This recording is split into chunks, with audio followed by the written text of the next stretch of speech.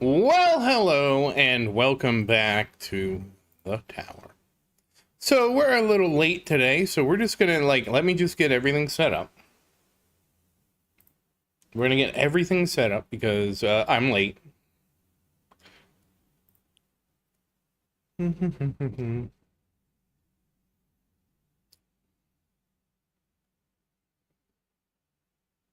don't think I really need more. Oh, I need to see if we're funding this tournament. We are funding this tournament, okay. We'll get a little bit of cash bonus.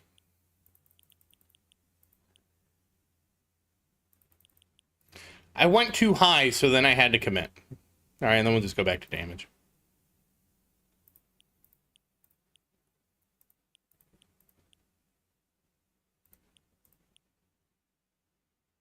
Oh yeah, I need to check my modules. Do you guys need anything? Attention? Okay, good. Hey, Ghetto, how you doing? Thank you. Okay, modules don't need any attention. Alright, so we're good with this. I think we're good. Okay, tournament spec. Tournament cards. Tournament modules, and we don't need the joystick. We need our project because we're getting funded today. And Dimension Core. Hey,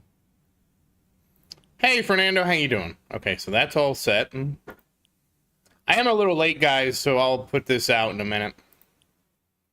Double checking. All right, we're good. I'm going to send this. It is sent. Okay. Oh, wait, let me get my skips. Let me get my skip situated. Excuse me. As soon as my skips are done, I will go do all my homework. My streaming homework. I like how streaming gives me, like, homework.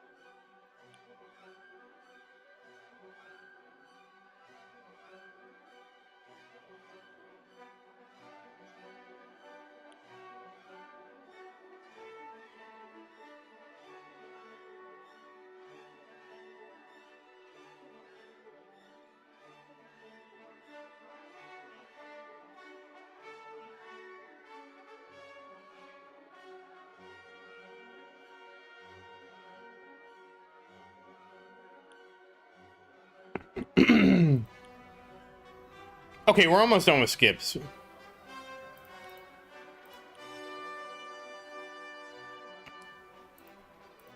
Me and my streaming homework.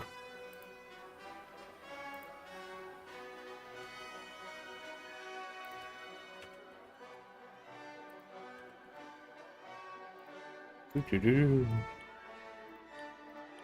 10 to go.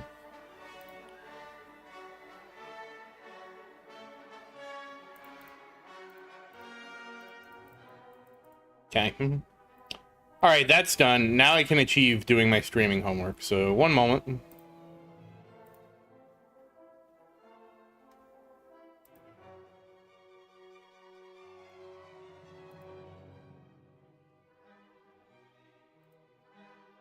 Oh no, did you get sniped again, Ghetto?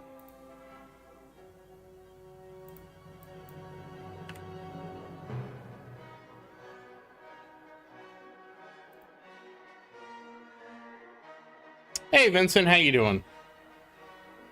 What's I gonna do? Oh, that's gotta hurt. 17 waves? Jeez. All right, I need to restart my browser because it's being a browser.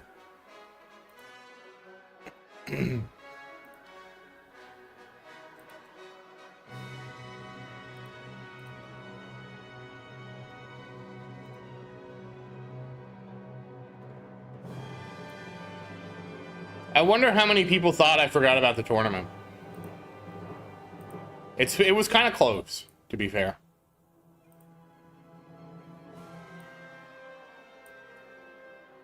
All right. Whoops, that's not what I wanted to do. Oh, congrats, Fernando. And congrats, Vincent. 17 waves is that's just bad luck. Bad bracket. That's terrible luck, Ghetto.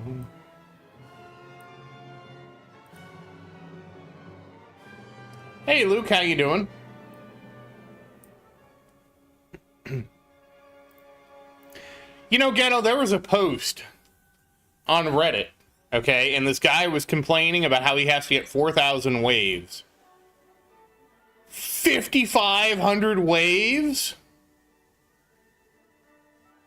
Did he eat his Wheaties or something?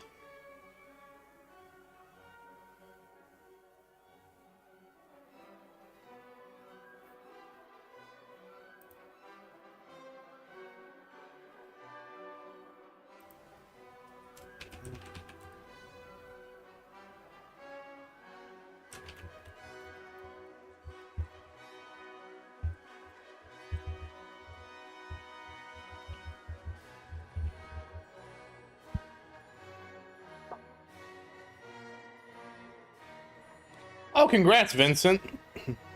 How could he have gotten 5,500 waves? So, the one thing I saw, Ghetto, on Reddit was people were complaining. Tournaments are taking too long, blah, blah, blah, blah, blah. I'm going to read you this guy's post. Look, we're not bullying this guy. I just thought it was funny, okay?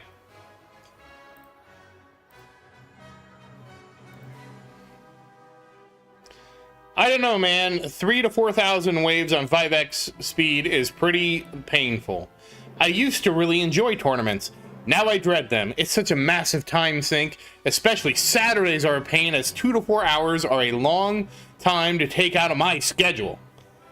What often ends up happening is I run them on my phone while I'm out and about, and then I don't do any farm runs the whole day. So instead of it being a 2 to 4 hour interruption to my farming runs, it becomes a 12 to 15 hour disruption. Oh. And then I reply, this is your leader's error. If you're running them on your phone, all you would need to do is set the tournament up, then set a 2-hour timer. When the timer goes off, check the tournament, set another 1-hour timer. When that timer goes off, check, and if you're still in the tournament, set another 1-hour timer. When you're finally done, just go back to farming. It's not like you need to watch the tournament. Depending on the bracket you get, you can likely even quit before your max waves, assuming you have first. If you run them on an emulator, you just need to make sure you could remote in. Plus, with Intro Sprint Plus, a 4,000 wave tournament is really 2,380 waves. So I was assuming by this guy complaining about a 4,000 wave tournament that he's in Legends, right? His reply, you do realize that what you're describing isn't the case for like 99% of the tower players, right? And this is where I get confused, because I'm like, what are you talking about? Who's getting these 4,000 wave tournaments except like the top of the top? You know what I mean?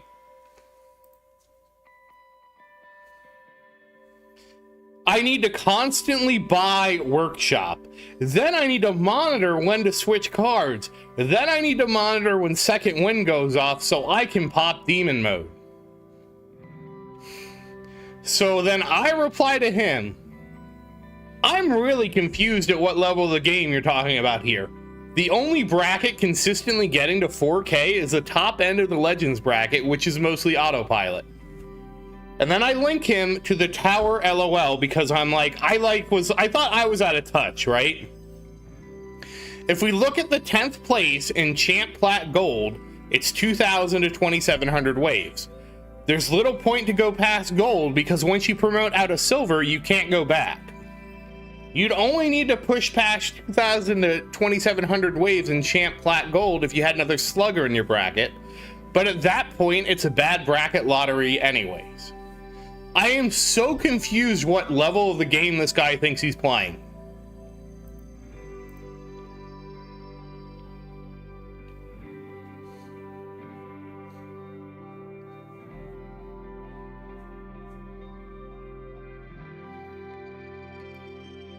Am I wrong? Like, am I just wrong that people are getting, like, I mean, I had to check the Tower LOL because I'm like, who's getting these 4,000 wave tournaments?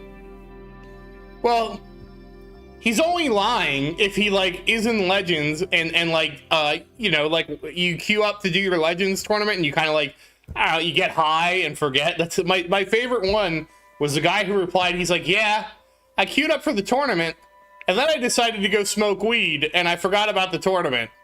So then I'm back in Champions. That was my favorite guy.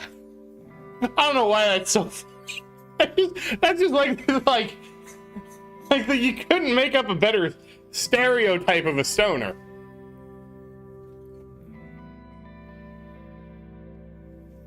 Yeah, like, I'm pretty sure he's lying, but like...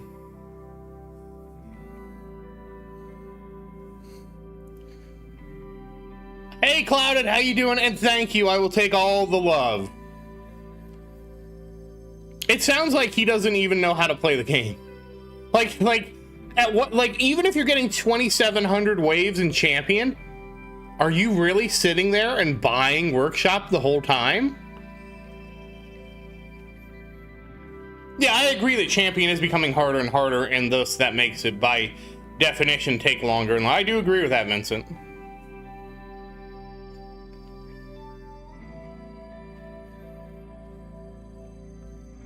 Do they have the skips thing in Champion League? The skips heat? You know, you want to know what my fix is for longer tournaments? Because I have a fix. I was thinking about it hard for you guys.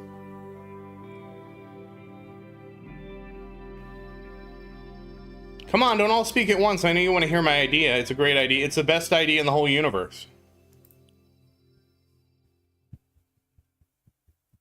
Well, I know how to fix it, Vincent. When you're ready to hear my idea.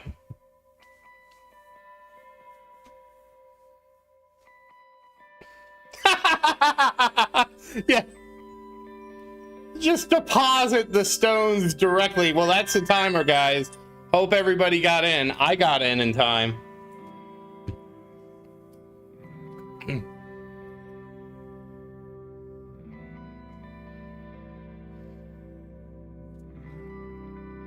So the real solution to fix the tournament is to make it so that that heat, I'm going to show you which heat. The enemy level skip heat. This one doesn't, hey Orem, how you doing? This one doesn't cap. This one just keeps going up. Because then eventually, right, you knock out your level skips. And if you knock out your skips entirely, then the tournament just naturally becomes shorter. What makes the tournament so long is the skips, right? So if we just keep letting this enemy level skip keep growing, eventually it takes your skips to 0, and then you will be very quickly find out your end. Of course, the problem with that is then, you know, people just don't, your progression does go down, right? Hey, Genesis. Hey, Rubber. How you doing? Damn, Ghetto, I'm sorry to hear that.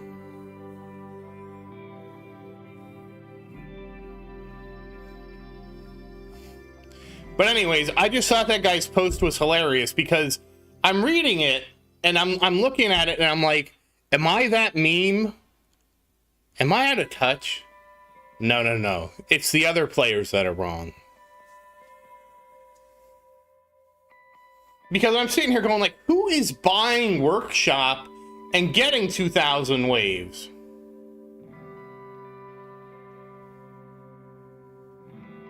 But which way did it go?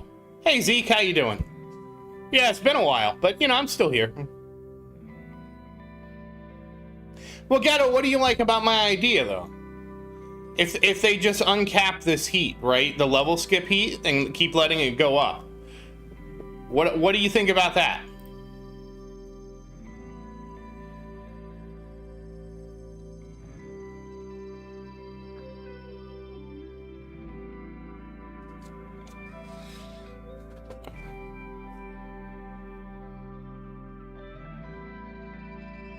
Because that to me is like the natural solution.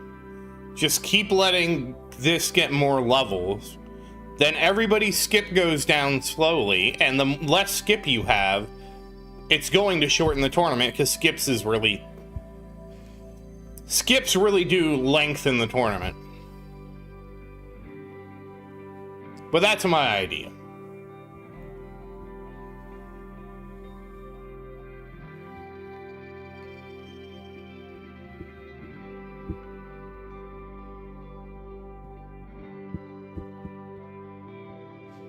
The only problem is it could lead to more ties, but what can you do?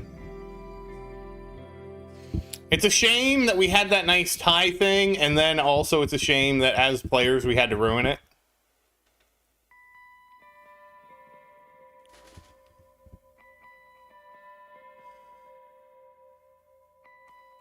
Well, no, you're misunderstanding me. I'm not saying make skips not work. That's not what I'm saying. I'm saying to let right now, this heat caps at 100, okay? What I'm trying to say is, let this keep growing beyond wave 1000. So it keeps going up. It's not eliminating skips entirely. Hey Tommy, how you doing? Oh, congrats on your personal best.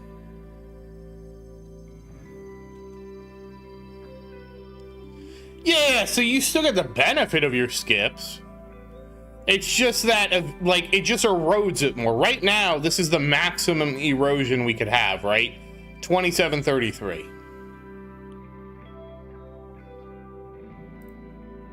But I mean, if this, I guess I must not be explaining myself correctly, because if we keep letting this grow, right, it would go up to like 28%, 29%. 30%, 31%, etc., etc. And then that means you're skipping less and less, right? Right now I'm skipping 60%, minus this is 33%. If we keep letting it, yeah. Oh, it does already scale?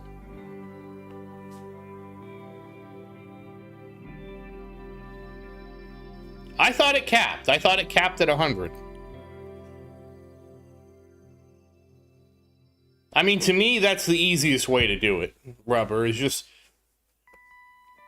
I mean, they could uncap every condition. That's another thing they could do. Or let the cap go to 2,000 waves or something like that, because that'd be dramatic. Let's see. 523. And 323.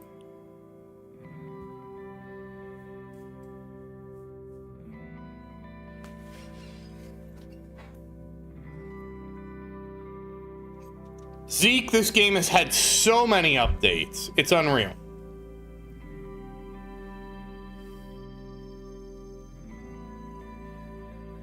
We get an update every 3 to 4 months, give or take.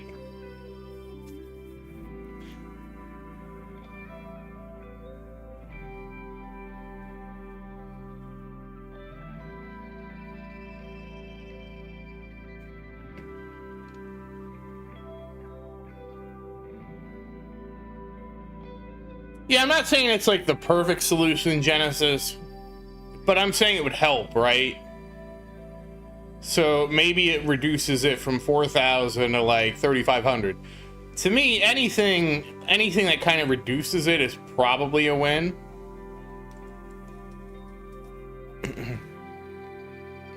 Especially if it's a slower erosion. So, you know, it still goes up slowly, so it still gracefully thins out the crowd.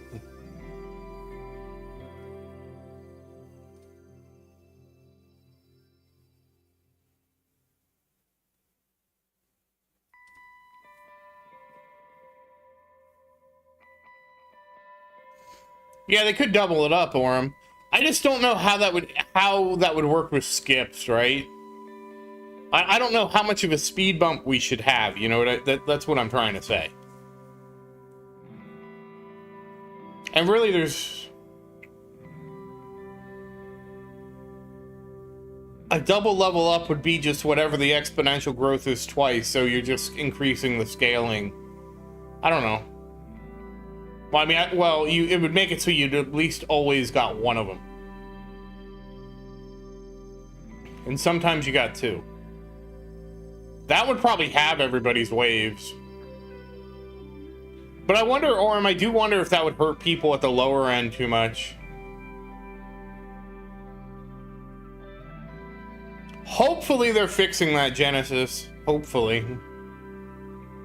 But then, how will I have this beautiful table metaphor to tell you all about?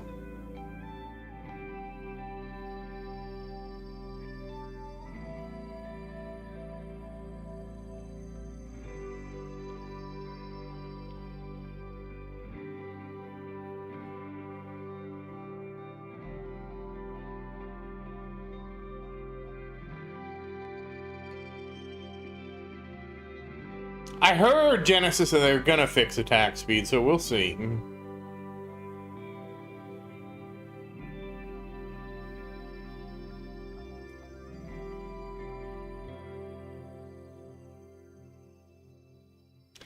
Ghetto, you know that's never gonna happen in a million years.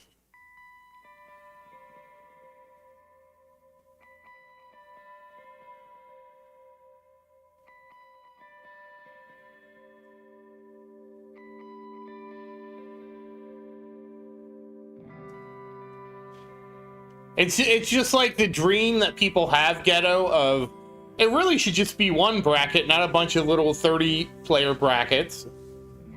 And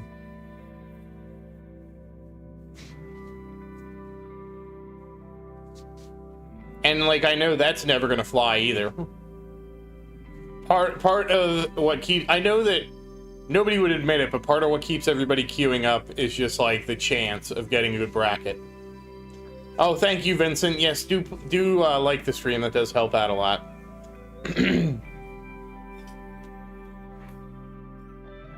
Wow, you guys aren't kidding. This is either I'm doing really well, or this set of battle conditions is really easy. Hey, Guru, how you doing? Exactly, like that's the whole thing. Like everybody has that hope, right?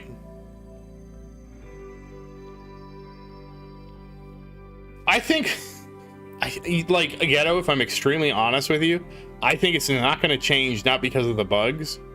I think it's not going to change because FUDs would be worried about people not, like if you only had to get, like, 3,000 stones in the tournament and that's the max and you cap out, right? FUDs would be worried about his top-end players just not buying more stone packs. That's the cynical side of me anyways.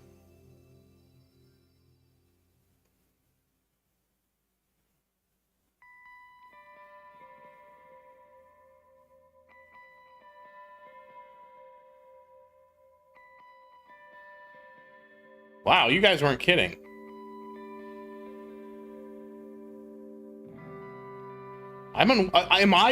Is this gonna be the first one I take it all the way? Oh, really? That he'd be worried that people would just, like, not invest in much of the game if he capped, everybody capped out?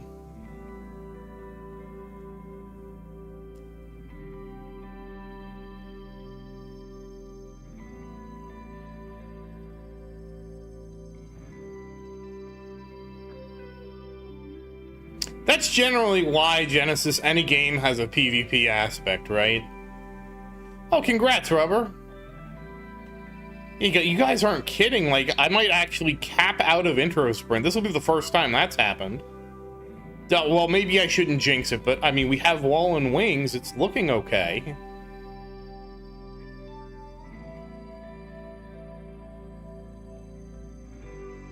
We only got 20 waves to go. Okay, there went my shield. No, I still got wings, girl. I'm good. Wow, that was a lot of bosses. Alright, we still have demon mode. We're good. We did it. We made it all the way through with intro sprint. That's a first. That has never happened.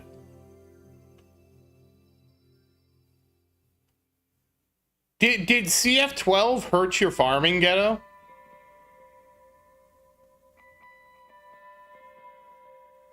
We still got demon mode. I'll slow it down when demon mode pops. Actually, I want to see something because now I'm like super curious.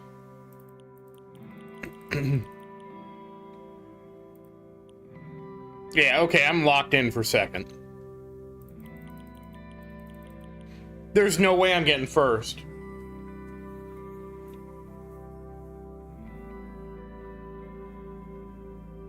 Oh, nice, Ghetto. Same coins?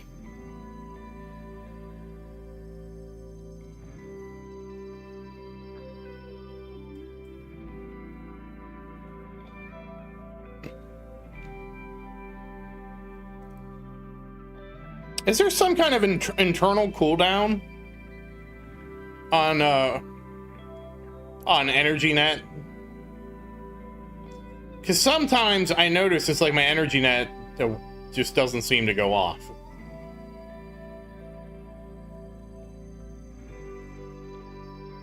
I guess not, because it's netted every one of these guys. Okay, we're in the end game now, guys. Demon mode has happened. All right, so now I have to actually pay attention.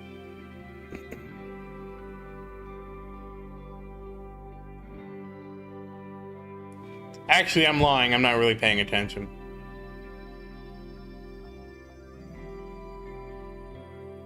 I'm semi-paying attention. I need to pay more attention. I want to get it to a quarter. I wish there was some kind of warning about when demon mode was about to expire.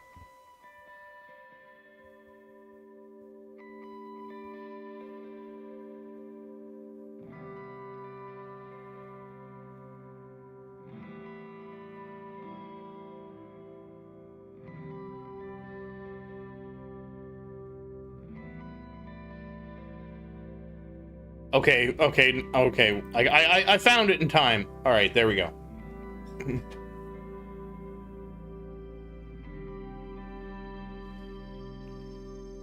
But Orem, then we couldn't have our favorite story.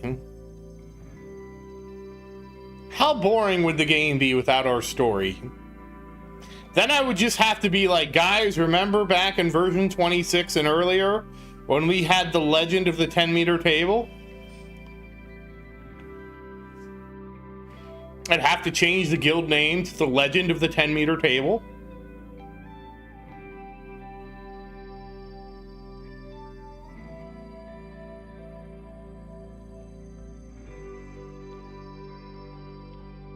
Wow, nice, Vincent. So, Orem, imagine you have a 10-meter table. And between frames, you're moving at 11 meters per second. So on the first frame, you're on one side of the table. Then on the next frame, you're on the other side of the table. And you never actually collide with the table. Okay? Now, if you cut the game speed down in half, now you're moving 5.5 meters between frames. And so now, on one frame, you're on one side of the table. On the next frame, you're in the middle of the table. And the game is forced to handle the collision between you and the table.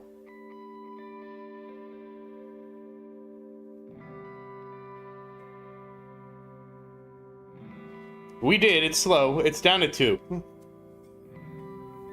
I don't think I really need to slow it down because I'm pretty realistic about my abilities. And what I mean by that is first place is like 2,500 waves. Now, I'm willing to give it my best shot, but I don't think I'm getting 2,500 waves.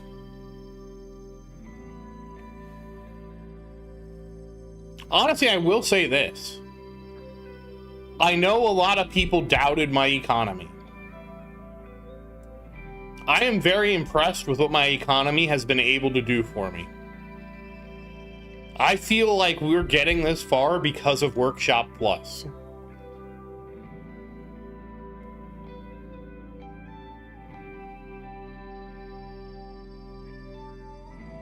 Really, Genesis?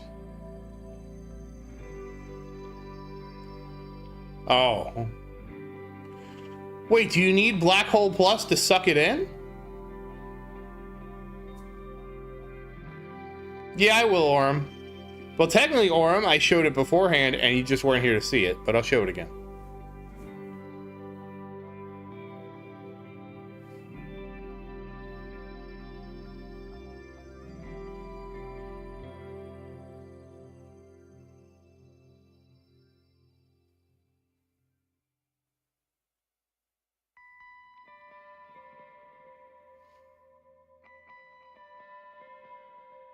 Really? BH plus cheats?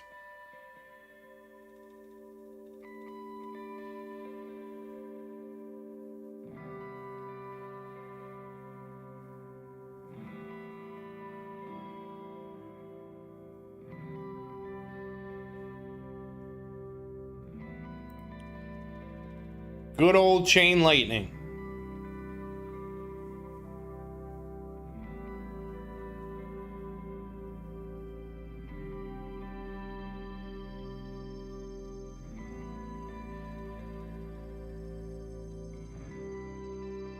But I thought all you need to do is just have them get hit by black hole or affected by black hole for them to get the coins.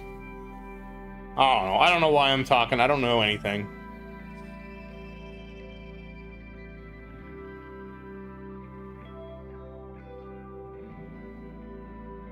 I'm the Jon Snow of the tower. Sorry about that.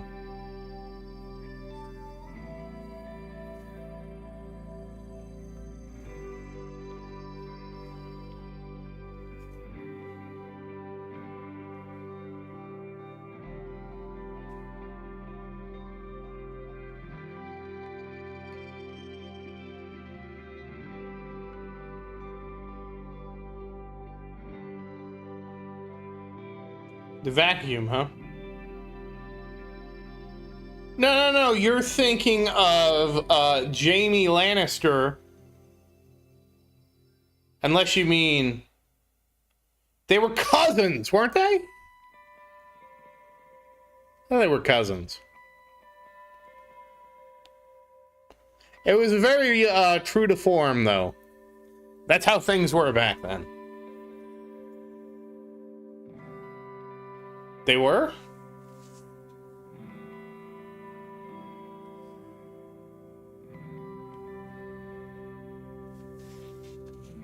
I could have sworn well, honestly, it's like been so long. I thought Jon Snow and Daenerys were cousins.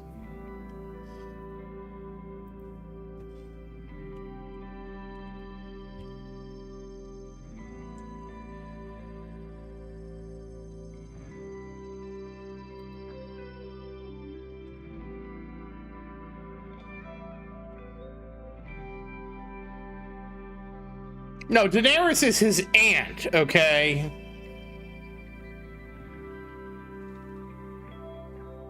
Because Daenerys is also the daughter of Aerys and Rhaella.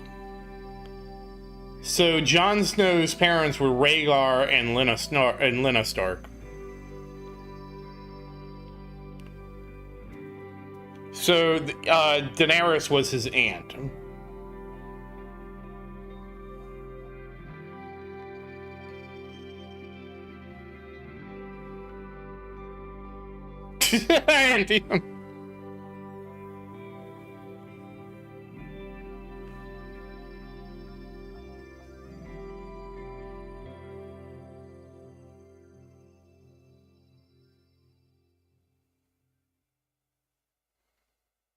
I don't know. Business Insider had the whole tree, so I just looked it up on Business Insider.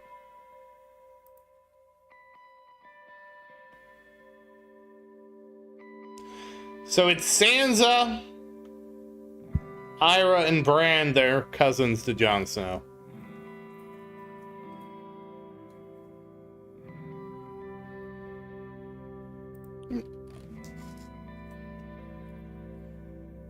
I was gonna make a Rudy Giuliani joke, but that was his cousin.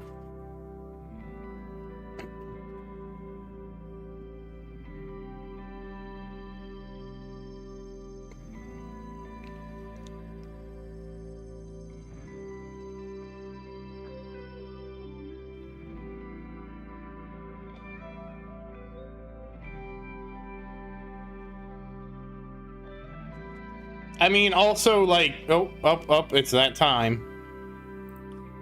Oh no, I forgot to pause it.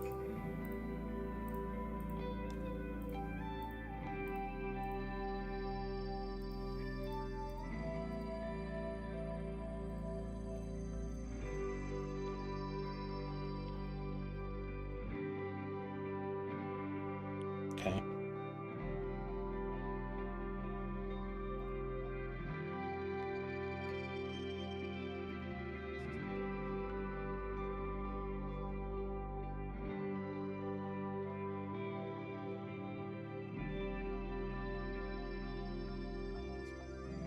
Okay, we did it.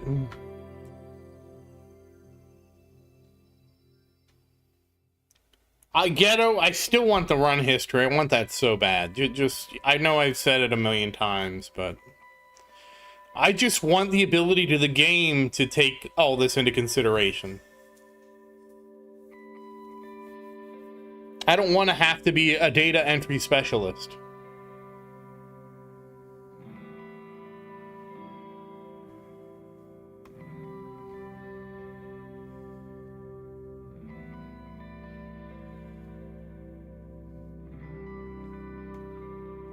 And honestly, the reason I think we haven't got the next book, which is what, The Winds of Winter?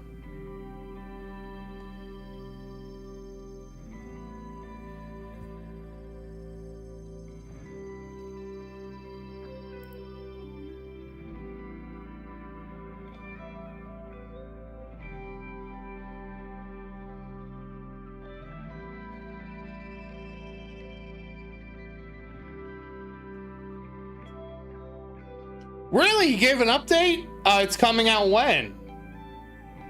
Anyways, my conspiracy theory is that the show did what he thought was going to end. George R.R. Martin has seen how negatively everybody took the ending, and he's like, crap, I have to come up with a new thing.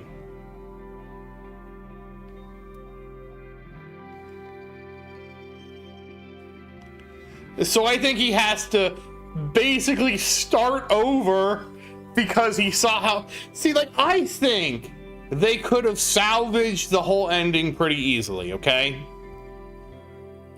All they would have had to do was make it so the Night King feigned that he was going after Bronn and instead went to King's Landing, okay? He gets to King's Landing and starts sieging the hell out of the place, and Cersei has all those extra troops and shit, and so he's killing all of them, raising the elephants and all that shit to add to his army. Cersei then sends a raven to Winterfell and is like, holy shit, guys, we're getting freaking wrecked here. Help us out. So Bronn is like, look, I don't want us to just march into this thing and just get our asses kicked. We're going to send out a scouting party and we're going to see if we can find out what the Night King's up to. So they send out some scouts. And I'm sure it's some other people and Jaime Lannister, blah, blah, blah. And so what happens is, since Bronn can, like, warg into anybody, while he's there, he's warging into somebody and basically telling them, like, where the Night King is to try and see if they can get him in an ambush, right? And so they're trying to get that ambush the whole time, and then you have this, like, chess match, and I think that would have been a lot more interesting. Yeah, it was good until, like, season 5 or 6, because, like, 7 and 8 is when they ran out of material. But I really feel like they didn't run out of material as much as George R.R. Martin gave them the cliff notes of, this is how I think it's going to end. I literally believe that's what happened. And then he saw the reception of how nobody liked the ending. And he's just like... And that gave him, like, writer paralysis. Because he's like, what do I do? Nobody is going to like the ending now. I know that nobody's going to like the ending because I gave the ending to the show. And it sent him right back to the drawing board. Now, the Red Wedding happened.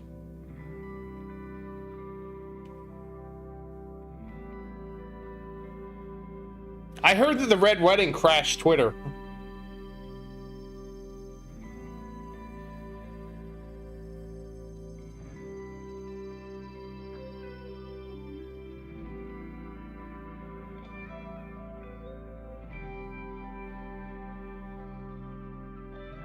What do you mean the Lady Stone? Do you mean where I forget who they are.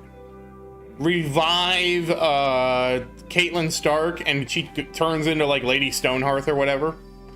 And they basically, because of how her throat was cut or whatever, she can barely speak.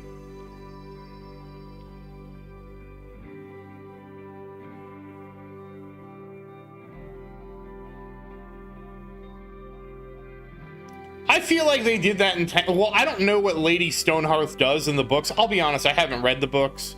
I only watched the TV show because it's a TV show. That's a medium that I can understand things in. And I don't know how much of an impact her storyline had in the overall. Because obviously, like, any writer puts a book out, right? You find out what's popular and what isn't. And what's popular is what gets, theoretically, gets adapted into the movie. Oh, I didn't know that. I assume they did it because they wanted to just make sure her actress didn't come back. It's like, yep, you're out. Game over. Now I'm going to look that up because I really don't know. I thought she didn't do anything.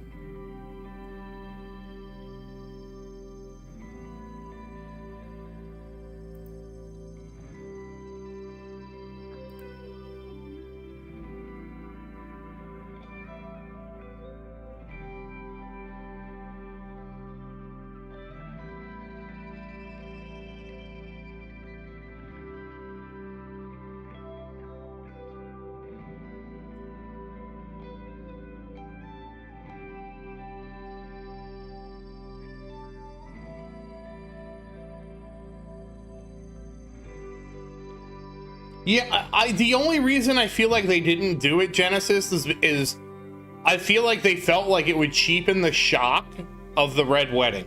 That's the only thing I can come up with.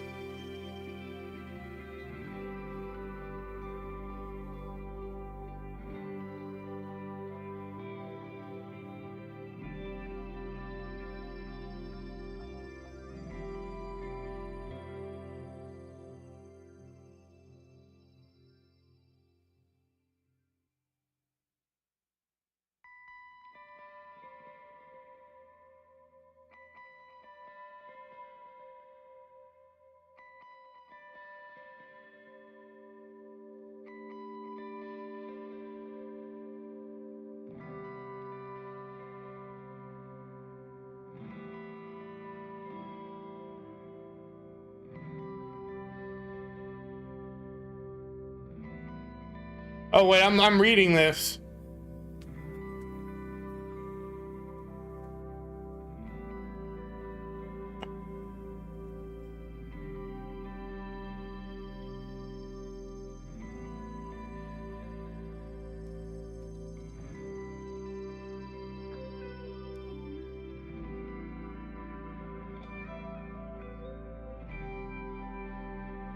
Oh, I haven't seen Fernando. I haven't seen House of the Dragon. Hold on, let me get the gems before somebody pauses the stream.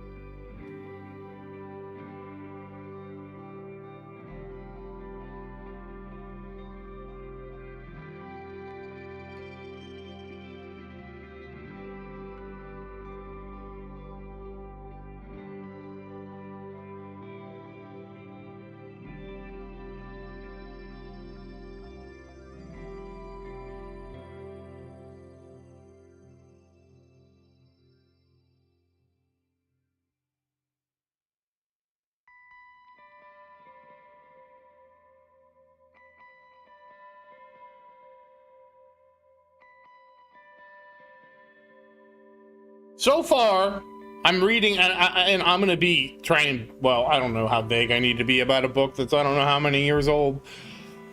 So far, the only thing is, so far about what Lady Stonehearth has done is she's done the thing that Arya already did in the show, and I can't. Ira, I don't remember how to say her name. Of course, I'm reading the Cliff Notes summary, not reading the book, because I can't read the book this fast.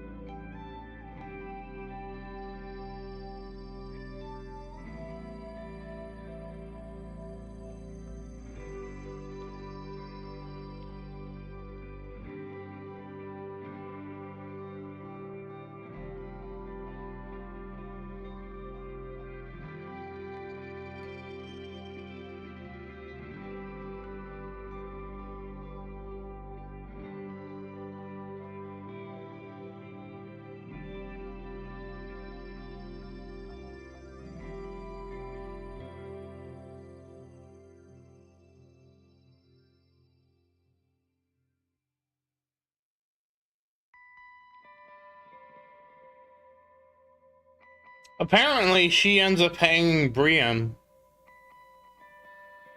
So, like, I guess she takes over, like, Brienne's whole arc that we saw in the movie where she goes and finds Sansa and blah, blah, blah. I guess that never happens in the book.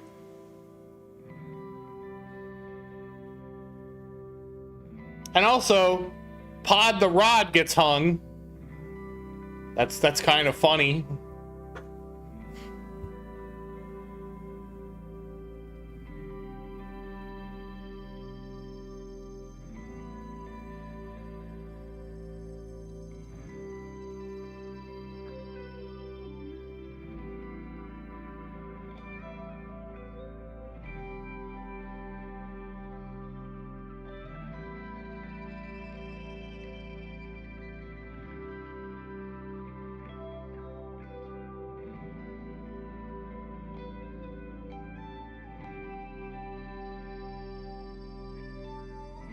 Apparently, she's supposed to have a major character part in the... Oh, there we go. It's over.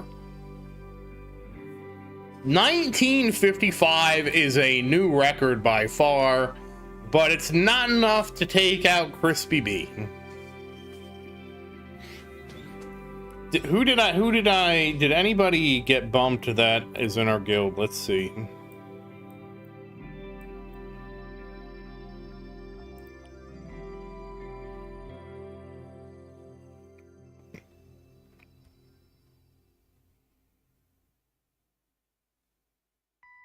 Yeah, like at least on a I don't know how to say it.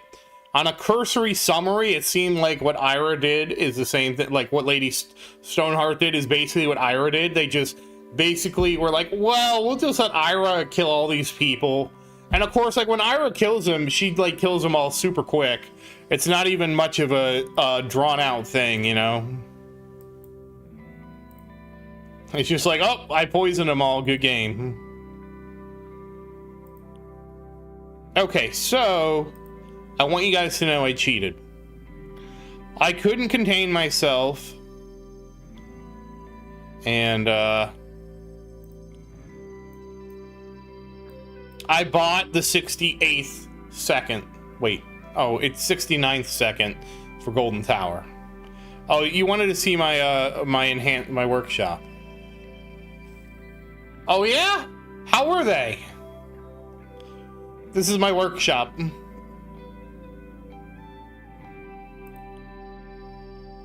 I might need to get my orb size bigger, maybe next time.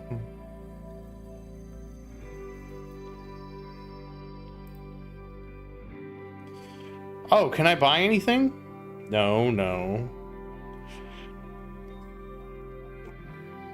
So I'm really curious. Do I just grab this skip? I have the coins. I have the power. Ooh, a 25 stripper. Sorry, that sounds wrong. We're talking about chicken, not women who sell themselves.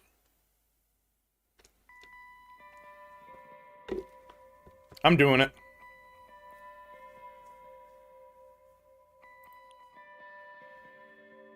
I've never had canes. We don't have them down here. Let me fix my things.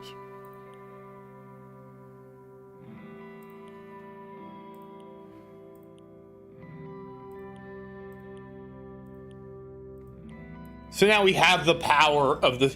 I'm still pissed that all these units aren't in seconds.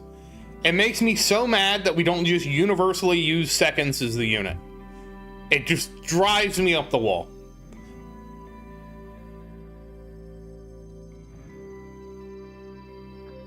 But I have to get one more second, which this tournament is going to help me get pretty close to, I think. Yeah, I get 400 stones. Am I really going to be 11 stones? I am. 11 stones away. What is it with every upgrade now? I'm like 10-ish stones away. But yeah, we're gonna get the 7. Unfortunately, I have to leave our magic number behind. We're gonna get the 70th second. We're gonna get the bonus to 20.8. And then I don't know what's next. All right, thank you, Vincent, and you have a great evening and happy farming.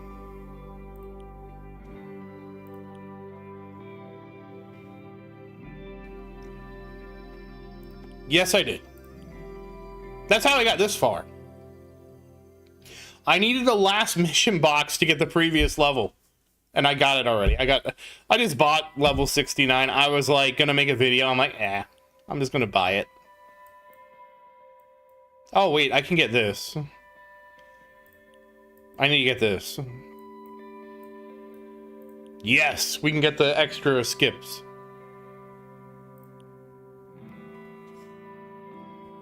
Extra skips.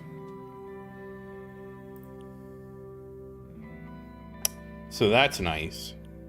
Wait, how many keys do I get? Oh, I get 20 keys. That's nice.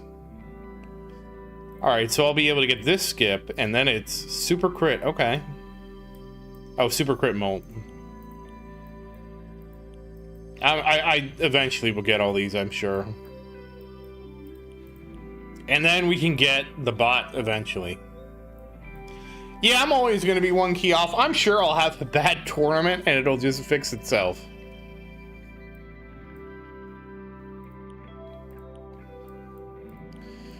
Yeah, this is the only one you don't even ever... Do you ever even get these? These seem like so terrible.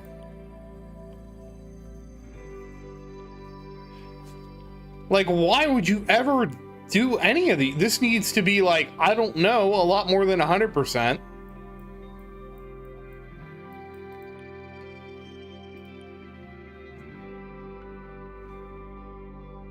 Oh.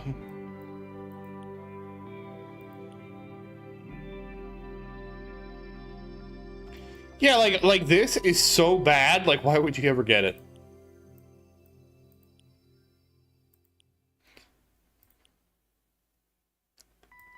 Wait a second. Do I end up going to the right for the shockwave, for the death defy, and for the orb? Okay, I do. I do, because I get the bounce shot anyways, right? And that's the best one for the middle. Okay, so I go left. Because you gotta have that extra orb. Oh my goodness, an extra orb? That's crazy. Are we in farm mode? Farm mode.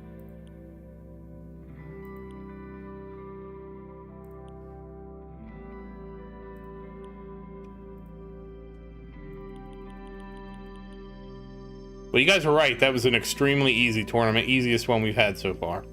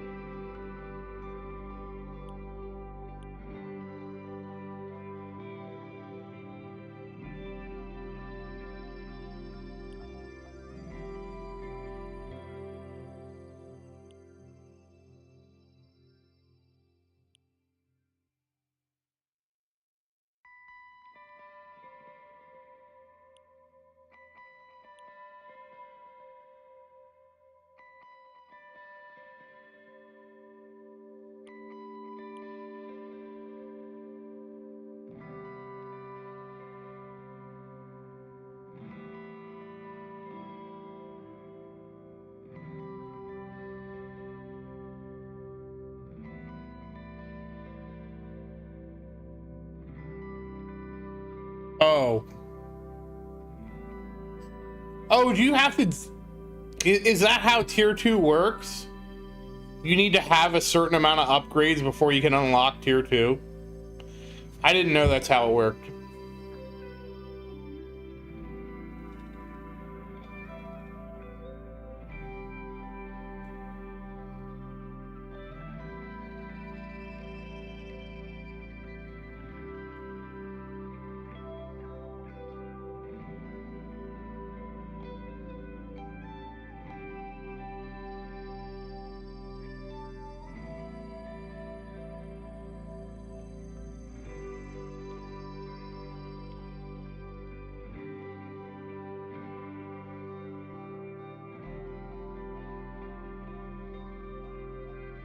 Oh, okay. I didn't know that.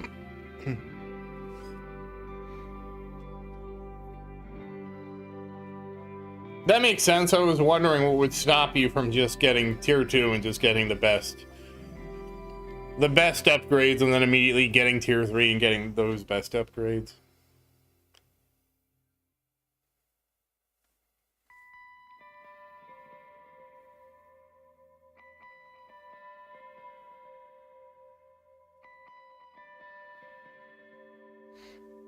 So, George R.R. Martin actually disagreed with removing Lady Stoneheart. That's kind of surprising.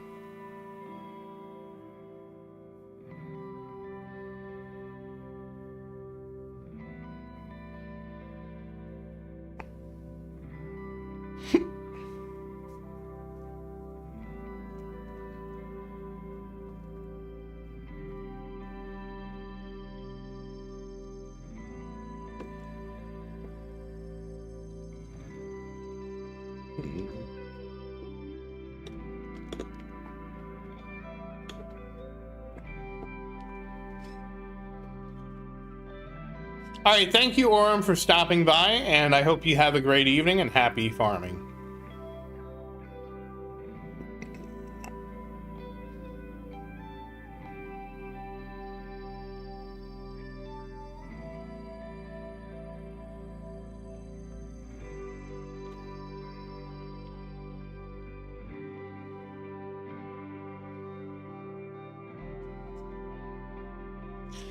Yeah, but it's, to me, when the way I read it is they just gave the stuff she did to Ira, and that was kind of like it. It's hard to say how much she does differently.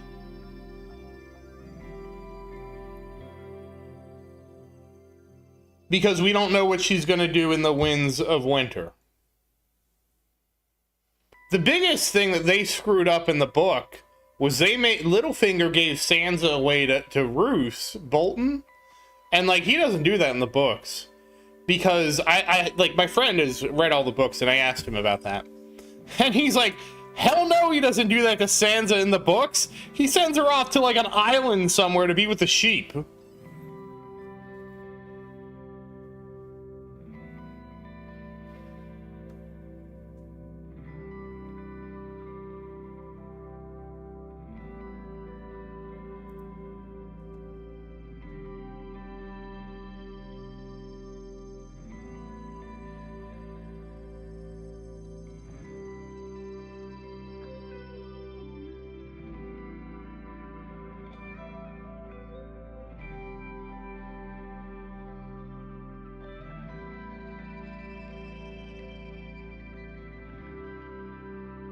So, one of the things they're saying they didn't include Lady Stonehearth is specifically because it would have spoiled the upcoming books. That's according to something that came out in 2020.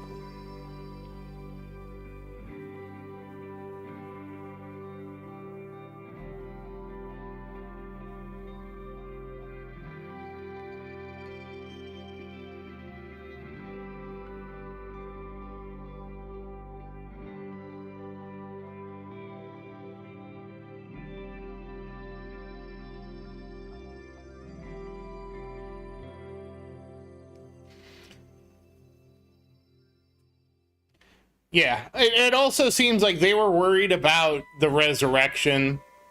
like dampening, you know, because that's true. Because once you start including resurrections, all right, thank you, Ghetto. I hope you have a great time at Raising Cane's, and I'll see you next time, and happy farming. Once you start just resurrecting characters, then it's like, oh, they're not really dead. They're just gonna get resurrected. So they saved all of it for Jon Snow, for better or worse.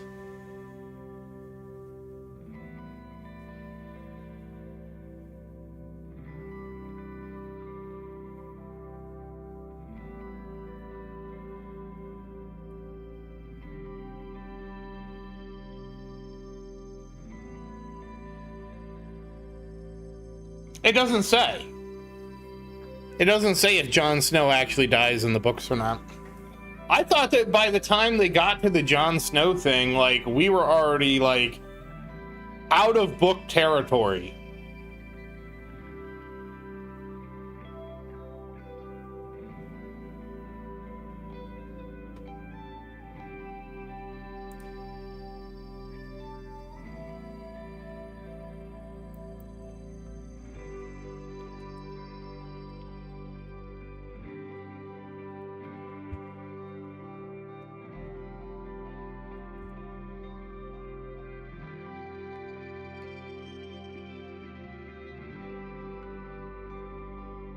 Oh, apparently no, he is actually still dead. Apparently. Alright, well I guess that's a oopsie.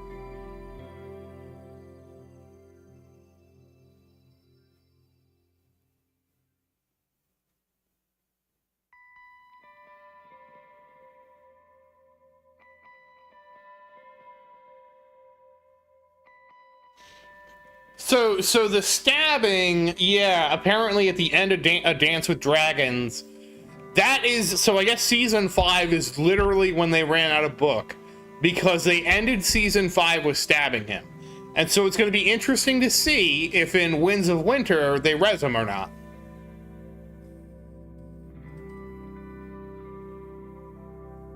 Oh, sorry, they kill him in season 6. It's the end of season 6. So at the end of season, that, which makes sense. Everybody said season 7 and 8 sucked. And yeah, okay, that's when they ran out of book material. It's a lot harder to, like, fill in the gaps without the book material.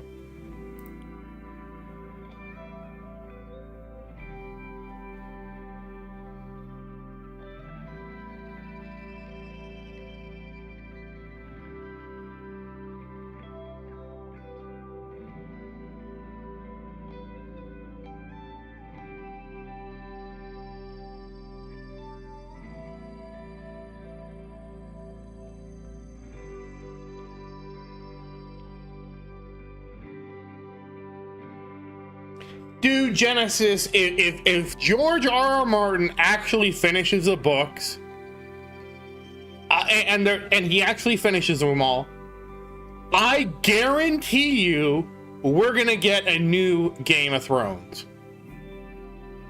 Because why wouldn't you, right? Like, everybody's gonna have read all the books. We're gonna be at, like, maximum hype, right? Again, because the series finally assuming the series finishes on a high note, right? We're gonna be at, like, maximum Game of Thrones hype part 2. And I can't see how, if we're at maximum hype level 2, that we don't, like, how HBO isn't like, yeah, let's just make we're gonna just do a new Game of Thrones. like, I don't know how you do it, but you do it, right?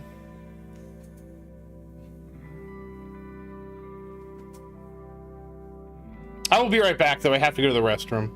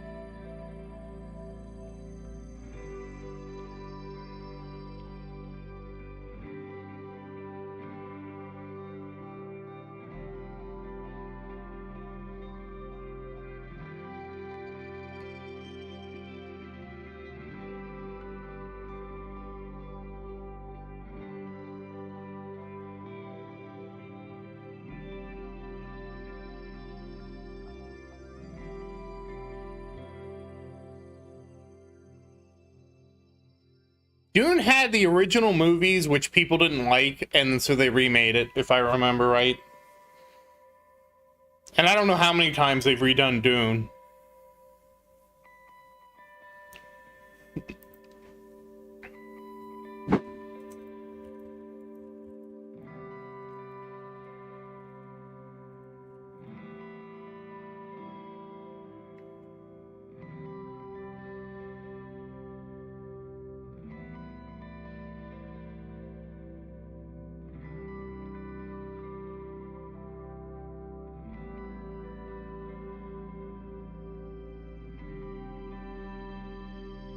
Dune was another one I never got into.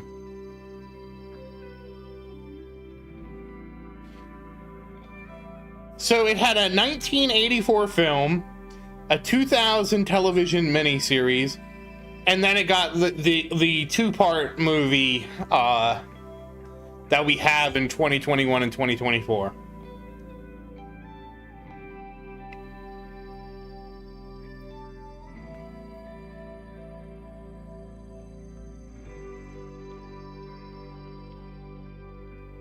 I didn't realize Frank Herbert died in 1986.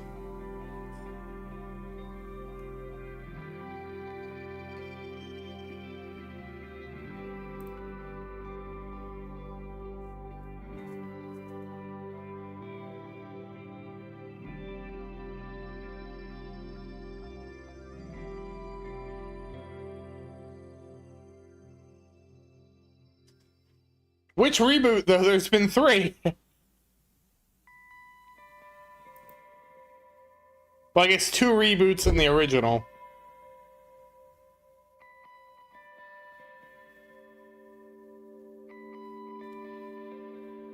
Okay, so the Dune 2021 and 2024.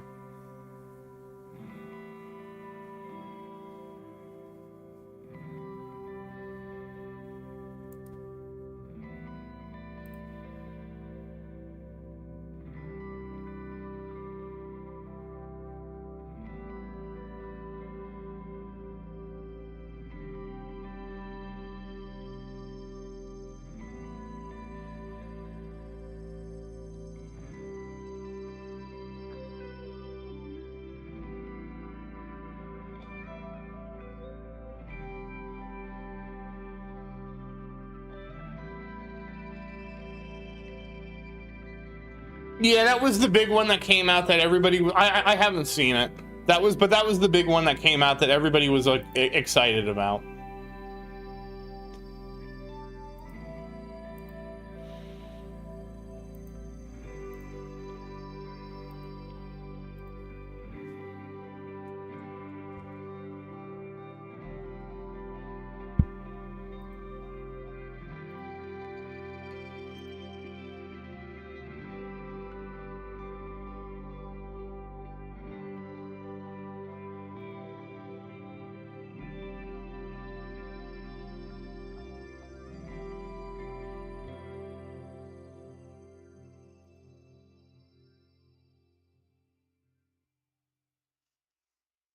I don't know. Like for me, it's so hard for me to get hyped about something like this because anymore, it's like I don't know. I feel like people just fall for the hype cycle too much.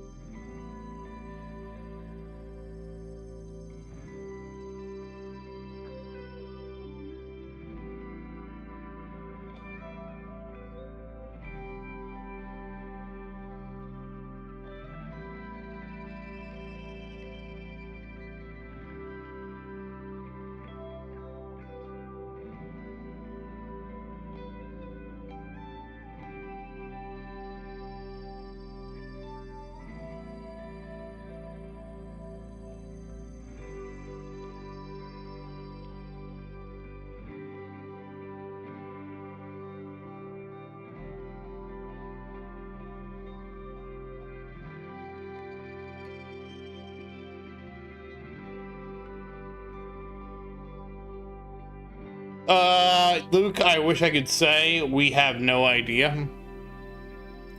So this mirrors what happened with version 26. So version 26, the only time we found out, so I'll say this, there was a teaser about the new modules.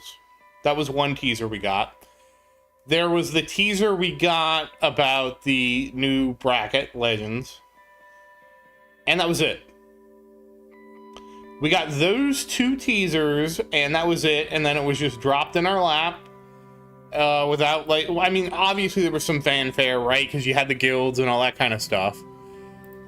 But there was, even when we were told it was launching, like, in 3 days, even with that, we didn't get any kind of notification about what's what.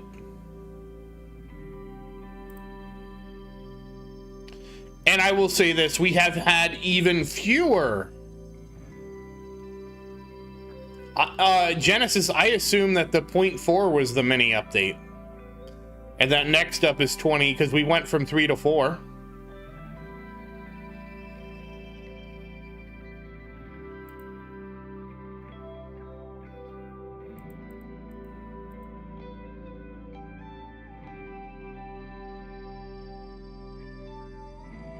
I have no idea then.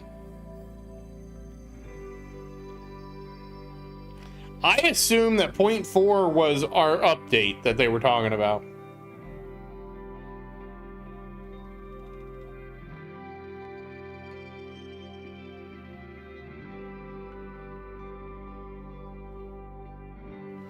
Yeah, so back in March, so 4 months ago, this is what we got. Dearest Tower Defenders, it's been a while. Version 20, and this is 3 days before it dropped. Version 26 update. The end of February is here, and with it, so is the end of our work on version 26. We're busy squashing bugs and preparing patches to release shortly afterwards. Our goal is to have the update go live March 3rd, Monday at 10 a.m. It will likely roll out. Guilds, I'll wait until we provide the full update notes to explain all that comes with this, but the goal was to have guilds. And the update before that, let's see when V25 was.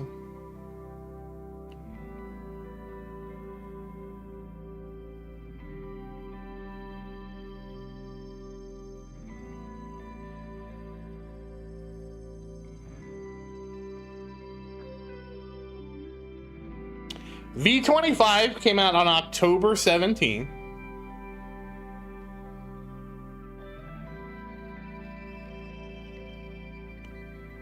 And we had no preview for that either. But Luke, you gotta look at it how I look at it, right? The longer there is before the update, the more time we have to prepare for the update. So the most important thing to remember is any of this time is bonus time, and just work on things that are going to help you for V27. Because the thing is, when V27 finally gets here, you're going to have a whole new set of priorities. You're going to have to throw what you're working on in the trash. So you might as well enjoy the extra time. Now, maybe I'm biased because, like, there's a lot of things I want to do and get done before V27 drops, right? Like, I have all these researches I'm trying to finish here. And then I have even more researches I want to finish here. Like, all these ones I have favorited are researches that I want to finish, right? So it's hard for me to be impatient for the update because I still have so much stuff to do.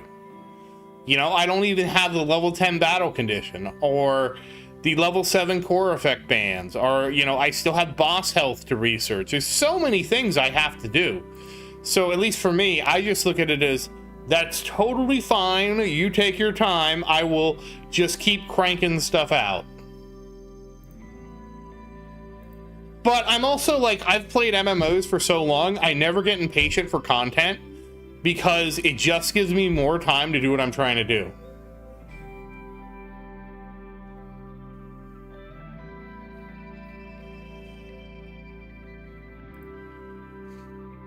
I mean, that's what I'm not anxious about at Genesis, but I'm concerned if they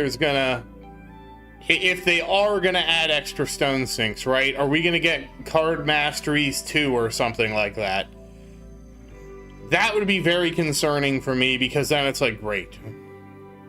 I still need to sink 24,000 stones into my golden tower.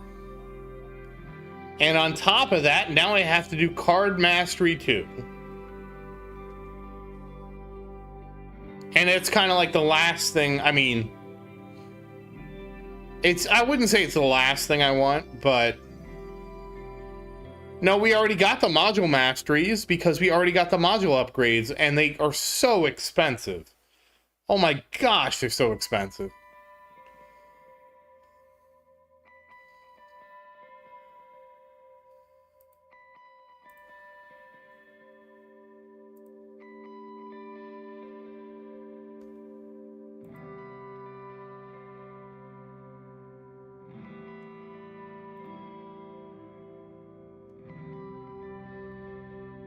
Oh, okay, yeah. I am curious if we're gonna get more stone sinks, because they added like so much. Oh my gosh, it was such a big sink.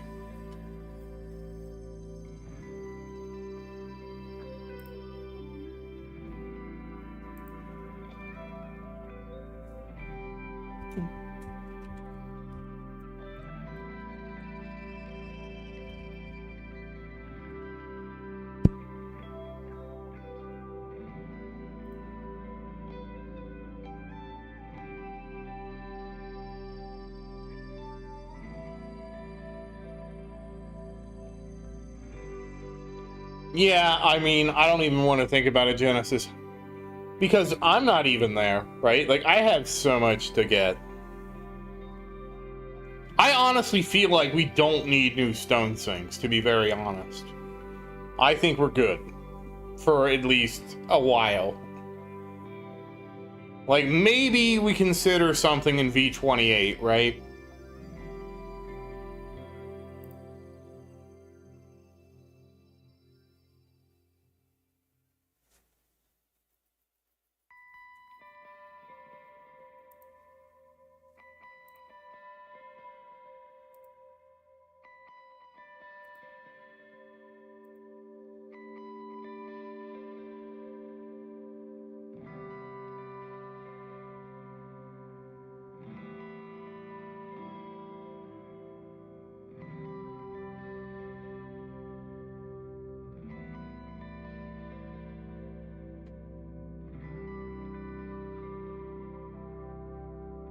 Yeah, we'll see what happens, though.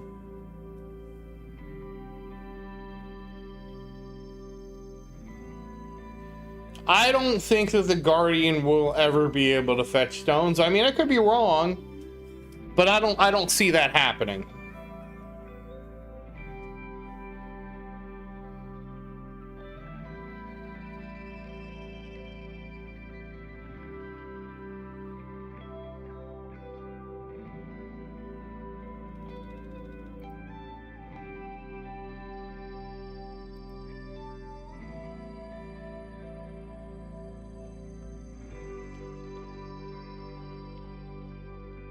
I mean, 1 stone a day would be pretty funny. Hey, Ned, how you doing?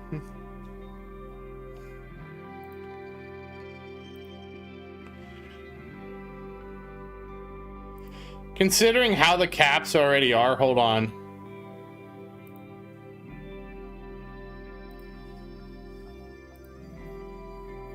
Oh, come on, I can't see. Okay, there we can.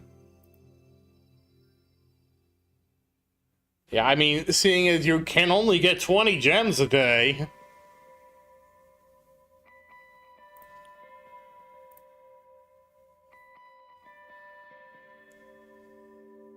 Yeah, it was like that for me for a long time, too.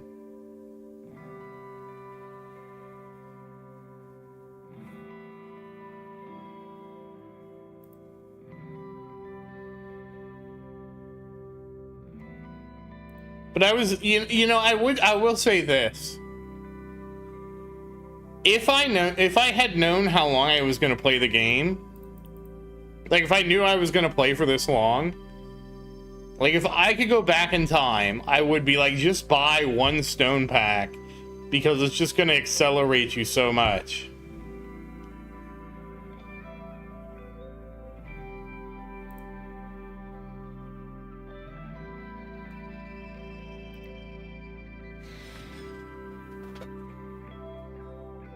Because honestly, that probably would have been like, I don't know. I started with the coin packs because I was like, okay, these are permanent bonuses. That's fine. I have no problem with buying permanent bonuses. Like I have no problem with that. Like, I understand, like, well, first I bought the ad pack and I'm like, yeah, I'm done. Then I bought the double coin bonus because I was like, that's another $10. I'm having enough fun with this game. I'm fine with spending $20. And then the next day I was like, you know what? I'm buying the triple stones because if we're going to play this, we're going to play this for real. I didn't buy a stone pack because I was like, I don't know about going that, and of course, like when I started making videos too, like when my first part was just like, it's about the journey. You know what I mean? So I wasn't trying to rush it. Because I'm like, well, we'll just keep playing the game and see what happens.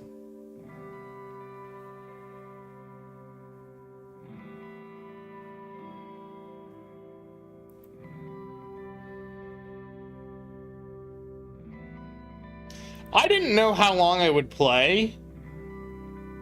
But I was like, I enjoyed the game enough from the get-go that I didn't mind buying the coin packs.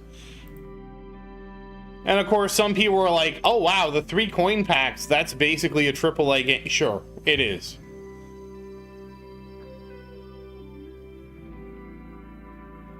No, Rubber, I have the last 2 and the first 2.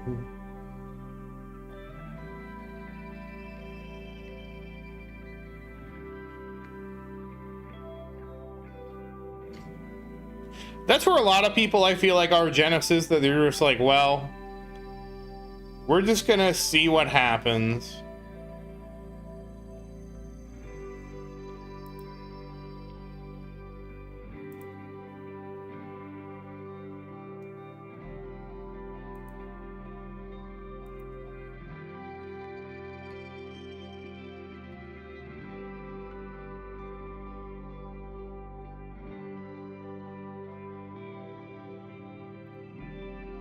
But to be fair, that's mostly how I've approached this game anyways.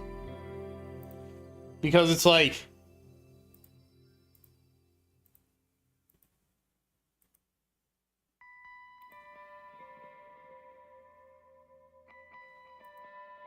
you're always going to be, like, approaching at any, like,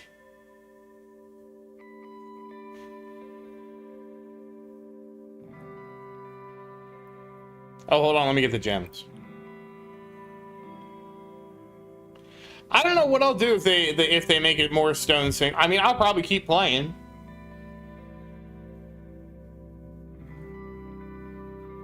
They are, Ned, but they're also recurring. That was the problem I had with them. They were recurring, and I was like, I don't know about this.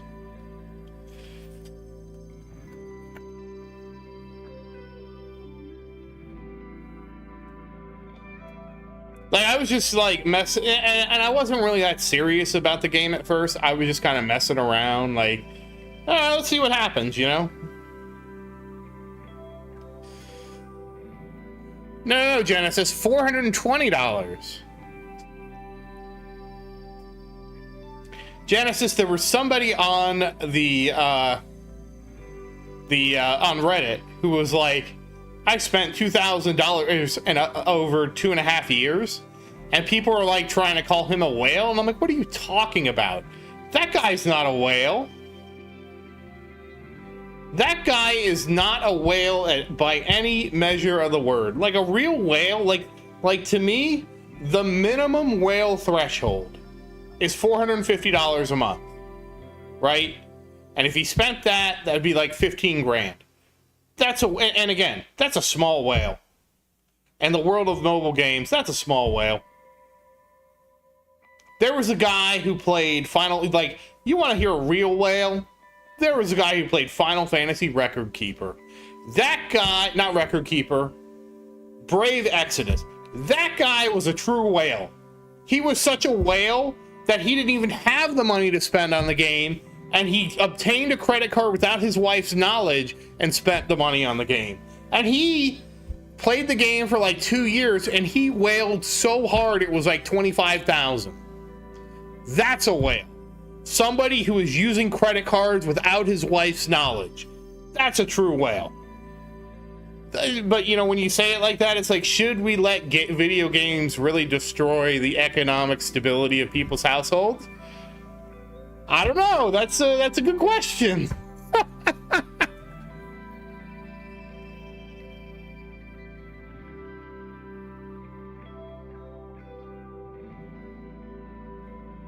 I think it was 25,000 new. Yeah.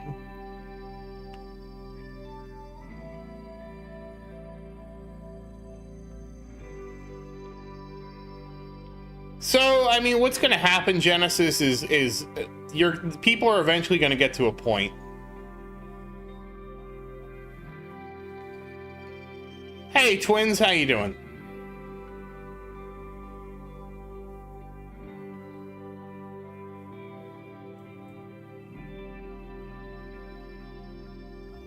Yeah, there's gacha games out there where people will spend like the Tower is what I would say a nice game, because like, sure, you can buy an unlimited amount of gems, but you're like, if you wanted to be a competitive player in the Tower, you know that you have to spend $450 a month,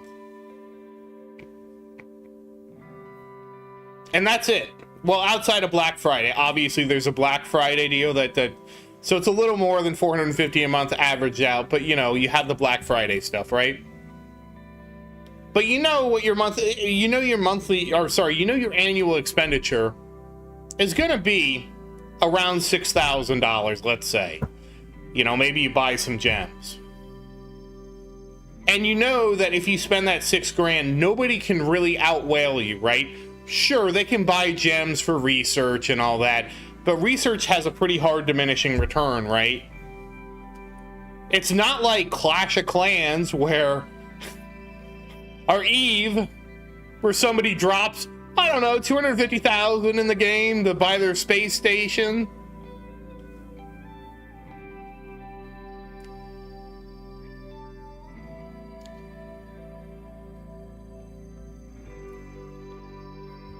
And honestly, for like, if you use this game as an entertainment option, right?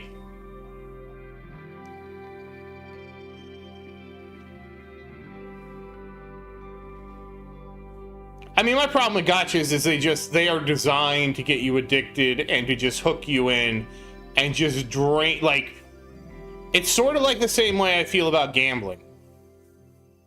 Like, the gambling is designed like any gambling app. Though, granted, I love the gambling app that Ben Affleck did the commercial for, WinBet.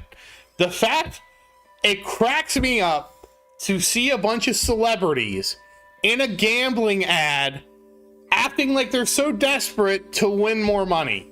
I don't know why that cracks me up so much, but it makes me laugh so hard to see these people who have all the money that I wish I could have and more, right? Doing an ad for gambling and acting like the gambling payoffs are going to change their lives even more. I don't know what it is about seeing that. And it's also the contrast of these super, like, there's Ben Affleck, there's Shaq, there's somebody else in it. And it's like the contrast of seeing them against some like more like they have some actors that look like really average people, and it's just like, I don't know what it is about that. But basically it's the same way. So like I was watching something about gambling, and they have what's called they have some kind of high roller club thing, right? And it's so funny the stuff they do. Like, some people gamble too much, and they'll be like, oh, we noticed you haven't been gambling recently.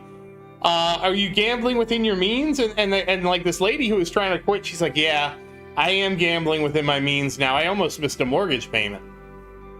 And they're like, well, okay, that's fine. Here's $250 to get you back in the game. But I feel like that's how gacha games is too, right? Like they want to just feed that addiction. And at least here we like the module system is crap, but it also has an end.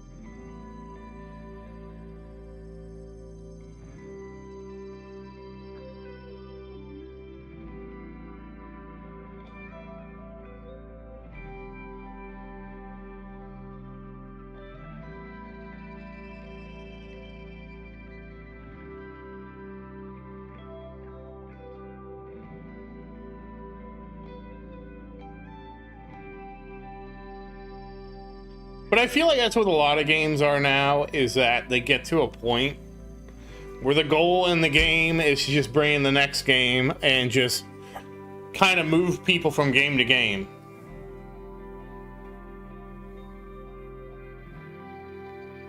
Yeah, I bought all the card slots because, like, I just had the modules I wanted, so...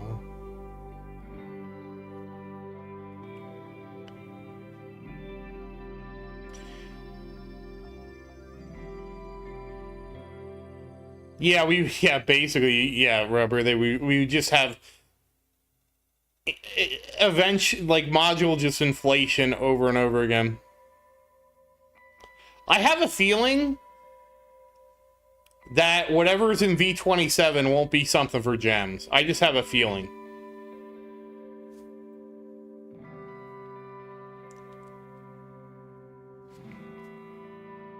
I don't know how right of a feeling that is. But I can't see us getting new modules or anything like that, so... Outside of some researches to rush, which, you know... Hopefully I have that covered.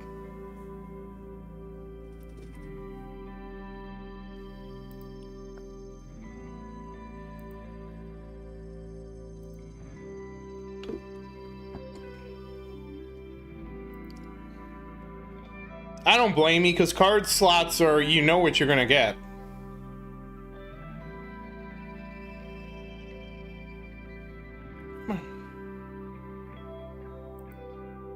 A whale of a tale.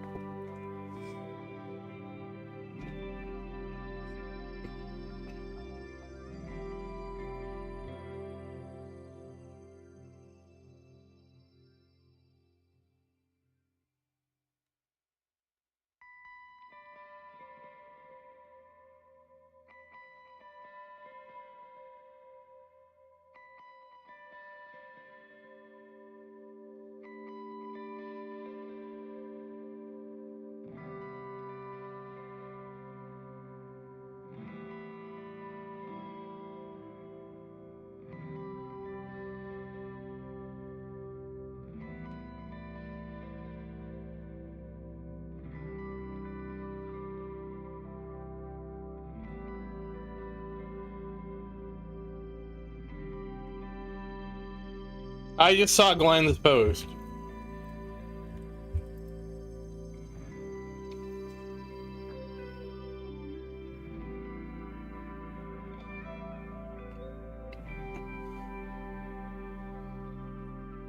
I assume the next update is going to add something to either the Workshop or Workshop Plus rubber.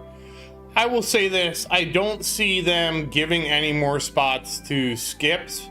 Because skips is a hard cap, right? You don't want skips to keep going up. So I think skips is going to sit at 1.5. However, I can guarantee, it's like to me a no-brainer, right? Coin mastery can go up. Free ups can go up.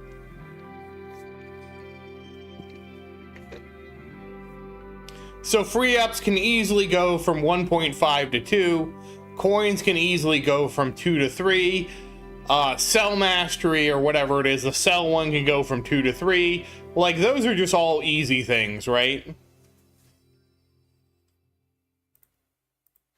And then if they do that, you have a whole new thing to chase.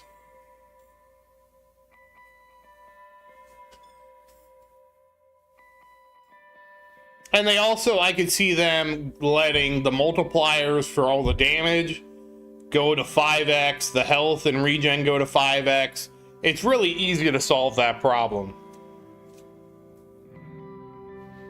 And they just make it more and more expensive.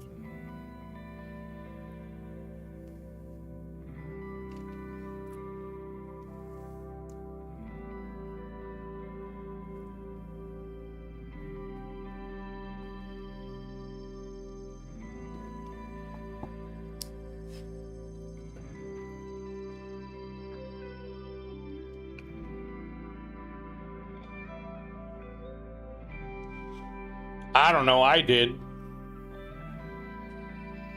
I also think that the workshop needs more levels, right? Like, we need 7,000 for damage, 7,000 for health, 7,000 for regen.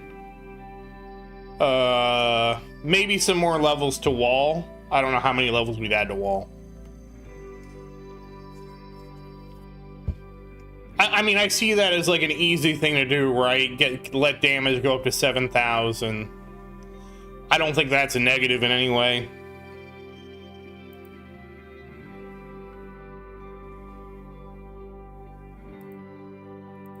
Oh, I took it away.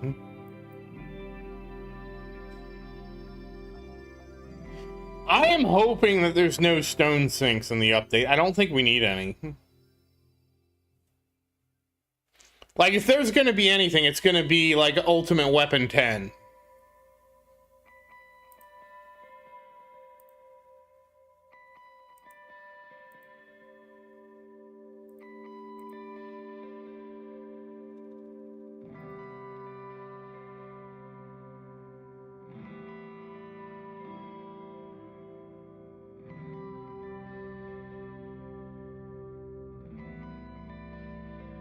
See, I never had a problem doing econ because I feel like econ always wins.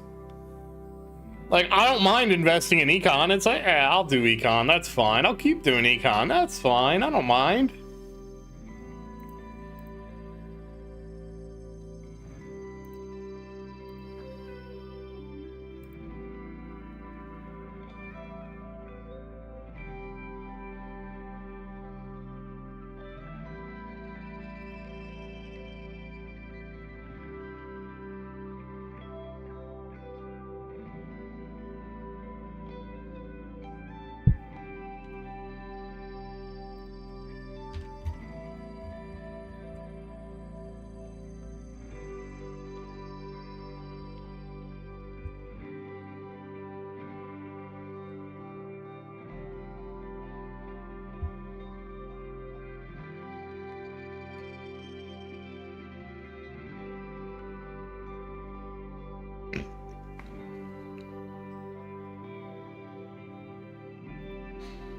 I guess to me, I'm just a boring person and I'm fine with investing in economy. I don't know what to say.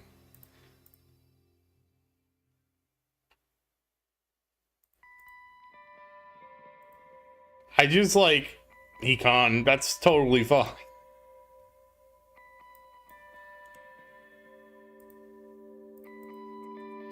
But I've always been the guy, if I could choose to... If I had to choose between econ and something else, I always invest in econ. Like, it's never even a question. It's like, yeah, I'll get more econ, that's fine. Let's see that number go up.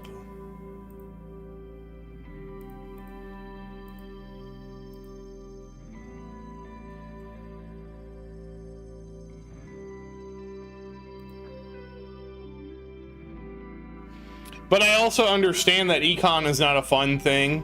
Hey Casey, how you doing? Like, as a new player, you would kind of get, I could totally see your point. Like, as a new player, you get exhausted of never being able to do anything but econ. It's like, and like, basically, unless you buy stone packs, you're stuck in econ forever.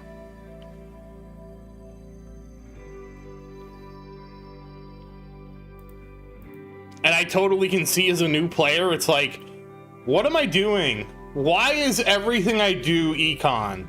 But I do feel like for a new player, you get a lot of benefit out of econ. So it's like, well, you get to work on your workshop. There's a lot of things they get to do. I don't know.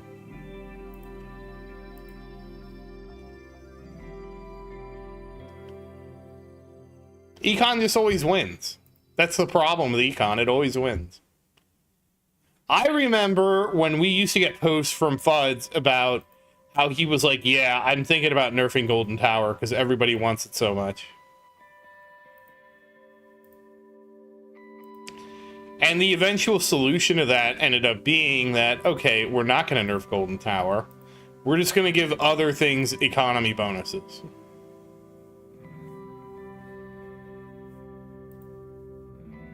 Like, some of Fudd's old posts basically were like, every day I wake up and think about nerfing Golden Tower.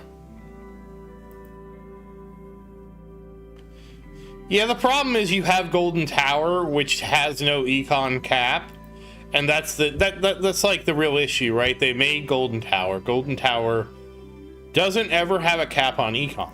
Like, there's, because of the basis of, it's not like, for example, Death Wave. You can only ever, you can research that coin bonus and that's it. Unless they add more levels to research, it's done. But with Golden Tower,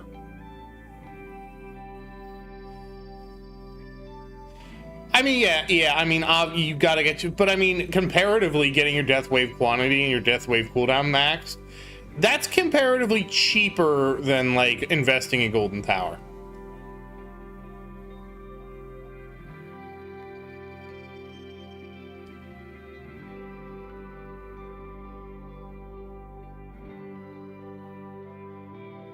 I mean, all you gotta do is just pray.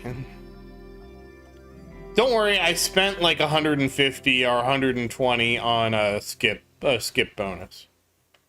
I can't even believe I'm making this many coins, to be honest with you. But I had help. I had a lot of help to get here as quickly as I did.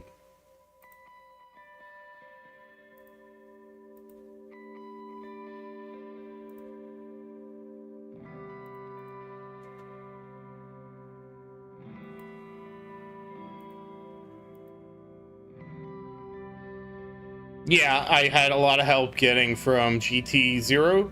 I think I got GT0 to GT10, I don't know, very quickly. And then I got helped into card masteries, and then it kind of snowballed from there. And then it's been mostly, like, cruising, mostly.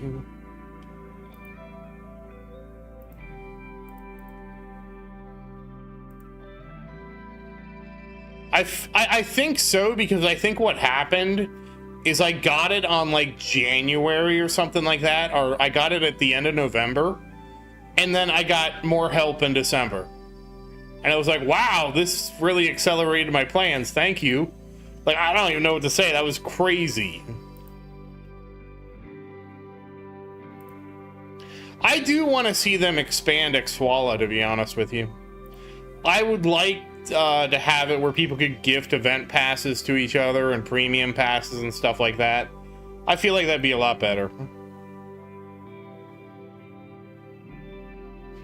And as soon as they do that, then they can have giveaways and stuff like that.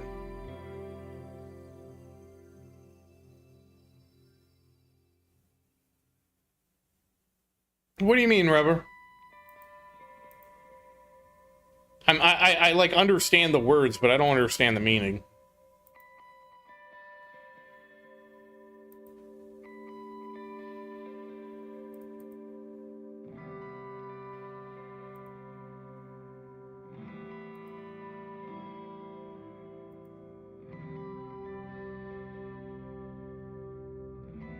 Really? No, I didn't hear any news about Ixwala. What is the Ixwala news? I'm interested in hearing this. This is going to be good.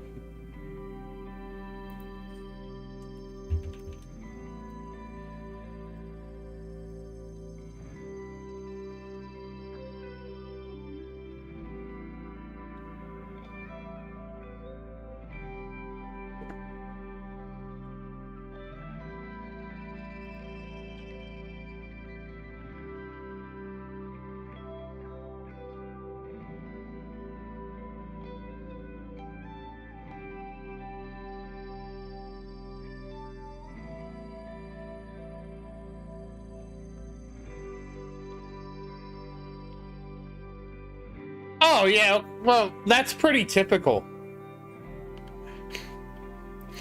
I wish I could say I'm surprised by that, but look, you have...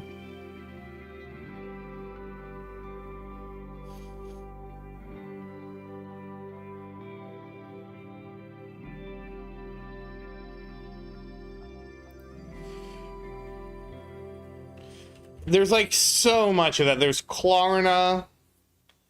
I can't even think of all the buy now, pay later things.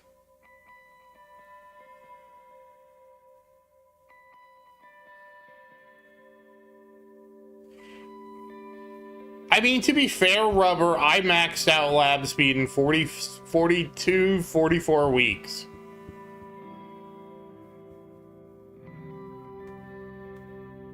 It was like 44 weeks or something like that, so I'm not really surprised by that. It was actually easier for me than it is now because I was like, what do I do with my gems?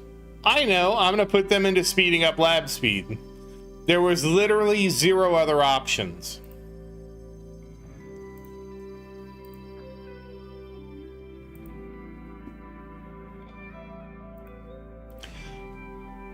But any game like this, the timeline has to condense. Like, if the timeline never condenses, then my lead is like if there's never any inflation, then my lead is always going to be the same amount, and my lead is effectively always going to be like the 1 year, 2 years, however many.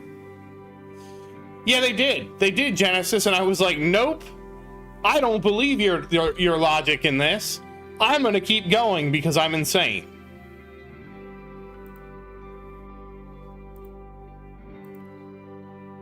I remember that because most people would stop at like 50 to 70.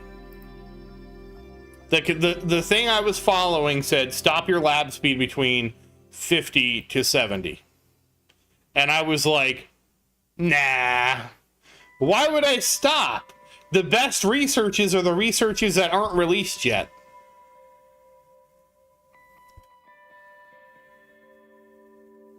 I still will say I am a fan of the 6th lab. Because I feel like while boosts are nice, like the lab speed boosts are nice, right? I still feel like lab speed boosts benefit more established players than regular players. So, like, lab speed boosts are nice, but they benefit the top so much more than the bottom. It's just another way for us to get ahead, right? Hey, Lord, how you doing? Yes, you are. That's what Google is doing because Google will know because you got it from the Play Store, right? You downloaded it from the Play Store. Google knows you downloaded it from the Play Store. So it's going to say, oh, you're playing the tower game. Here's this Zerden guy, he's streaming the tower game. You're going to want to watch this. Because they know you downloaded it from the Google Play Store.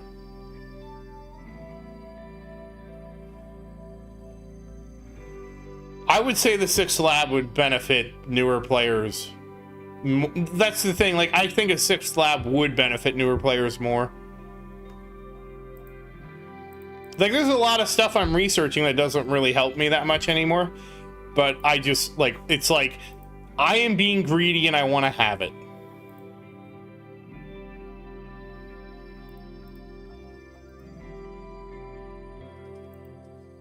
Like, I'm doing the workshop redux right now, but I'm only doing that because I want to have the 6,000 to 7,000 damage lab, and I want to have the 6,000 to 7,000 health and regen lab.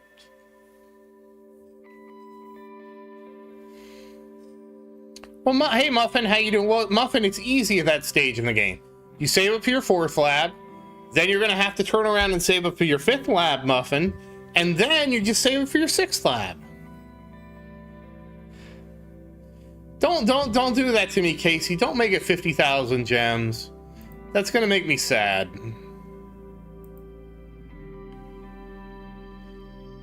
I mean, Rubber, I still have all the health labs to do. So, hold on, let me go open it up.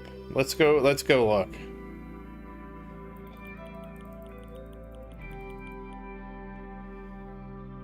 The lab 5 was like 5,000 gems or something like that. So all of these are labs that I want to do, right? Like, we'll kind of cover them in a priority order. So range, that is a lab that probably should be done soon, right? Then there's all the health labs. I have boss health. I have all the health labs here that I need to do, and the protector radius, right? These. So there's 8 I really should be doing, okay? So there's 8 I really need. I have the 2 swamp labs that I have to do. So there's really 10 labs that I need to do. So, but like these labs, this is just for messing around fun. I thought cash bonus, to be fair, I thought cash bonus was going to help me, and then I found out it's not going to help me. And I'm at level 94 now. I'm like, I am just going to finish it. No, I didn't finish the super crit ones. The super crit ones are so long. Yeah, and I guess you could throw the super crit. Wait, do I have those favorited? I need to favorite those. Hold on. Super crit, where are you?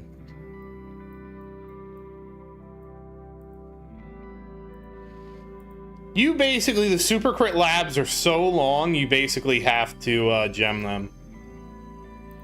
But Lord, it's, you know, if you go back, Lord, 3 years ago, sorry, it's 3 years ago now, I was stuck in tier 2. I started this game 3 years ago. Yeah, Genesis, what happened is I was like, well, I have to devote a lab slot to the super critical labs. And then somebody was like, why are you still researching these? You have now researched these higher than any of the top 100 players. And I'm like, oh, I guess I should stop.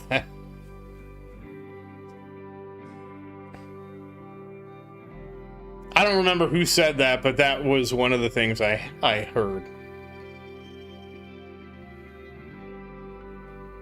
I guess I forgot to favorite them. Now they're favorited. So there's technically 12 labs I could do if I was doing everything in the most priority order, but it's like the one I really need is boss health. I don't think any of the others would really dramatically change anything, right?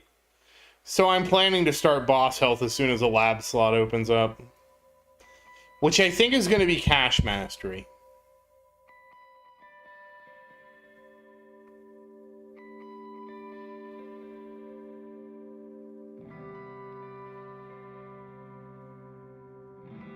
Yeah, I also want to get the poison swamp labs done, but like my poison swamp isn't going to be doing anything. That's right, I have 2 lab slots that are opening up. Because I'm actually almost done with this poison swamp stun chance. So this will be done in a couple days. This will probably be done in a week, so that'll be off the table. And same thing with the cash bonus. So I'll have 2 slots freed up. I can at least start chipping away on the boss health, and I don't know, protector health, I guess, I don't know.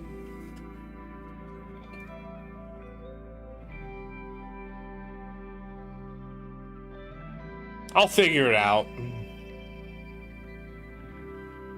This is, and this is why I don't complain about like the extended break between content, because every extra week I get means I get closer to finishing these labs.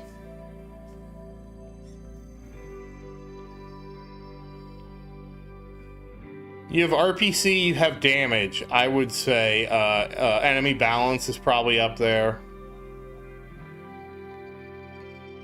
See, the thing is, can you support the econ that these require? Because if you can do one mastery, I would say if you can finish our recovery package, you want to do super tower.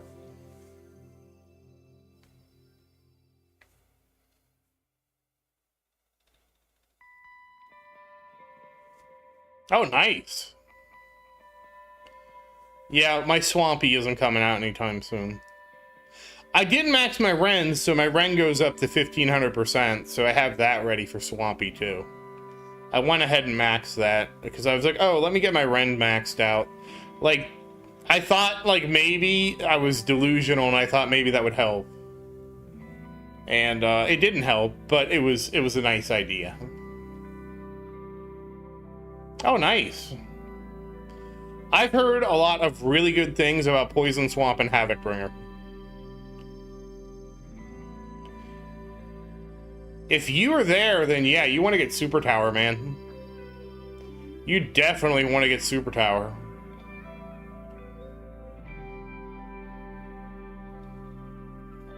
Yeah, Casey, you missed it earlier because I was looking at this guy's Reddit post and, like, I don't know if he was trolling or what he was doing.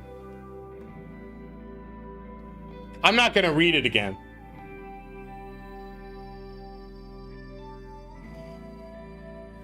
But he was, like, saying, like, he's doing 4,000 waves. And I'm like, dude, if you're doing 4,000 waves in the tournament, you're in Legends. Like, what's the problem? It's basically autopilot. And then he wrote back and he's like, I have to constantly buy stuff in the workshop. And I'm like, well, what are you talking about? You have to constantly buy stuff in the workshop. What level of the game are you playing at?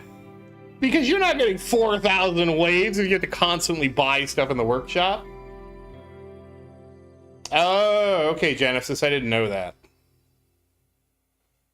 I just heard somebody was using Havoc Bringer, which is the gun that I use forever.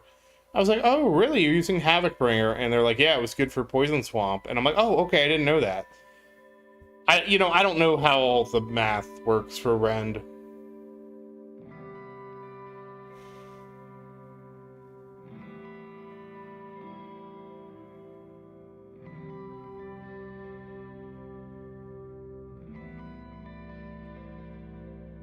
I just didn't understand this guy's point because he's like, I have to constantly do things. And then I have to remember to switch my cards. And then on top of that, I have to manually pop my demon mode. And I'm like, dude, what part of the game are you playing in?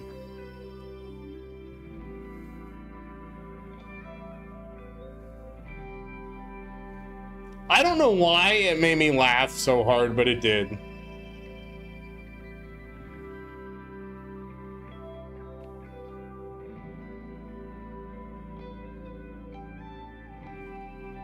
Because I guess because his response is like he's playing a 1,000 wave tournament and he's complaining about it.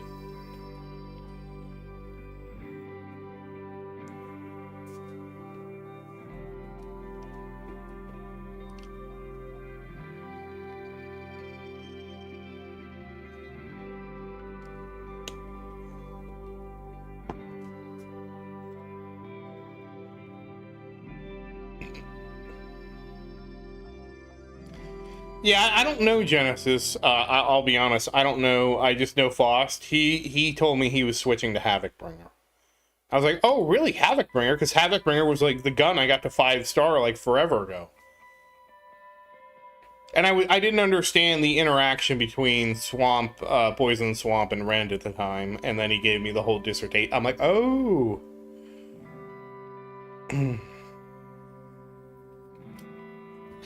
Right, Casey? Like, basically, I do the tournament to the point where I max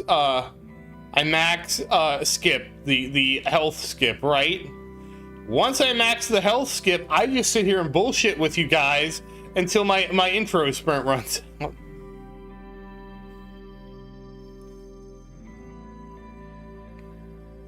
I honestly, I don't know what Faust is doing.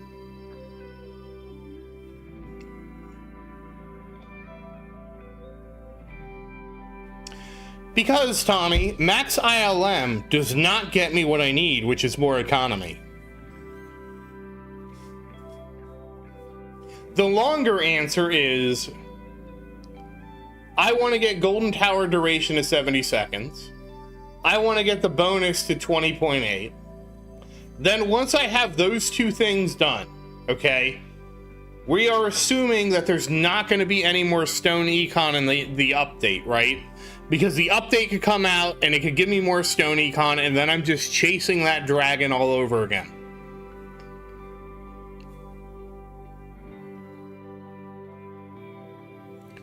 It is Muffin, but he was talking about the tournament, okay?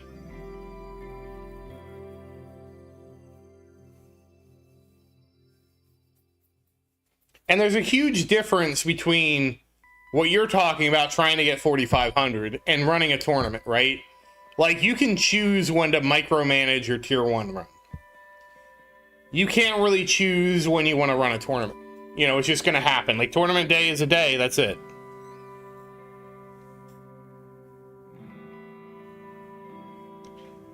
This guy, you are not, this guy, excuse me. So Muffin and Lord, let me just say something. You are not min-maxing this hard for first off, this guy is talking 4,000 waves in a tournament, okay? Copper is... Casey, please don't do that to me, okay? Please?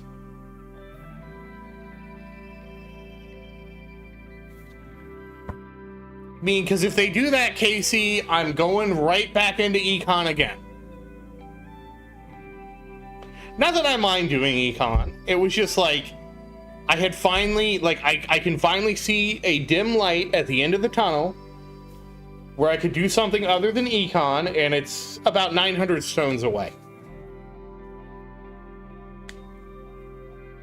But Muffin, the thing is, you guys are not getting 4,000 waves in the tournament.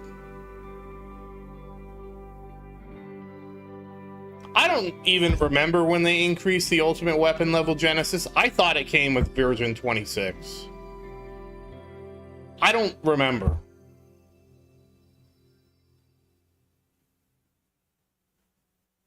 Yeah, you're right, Casey.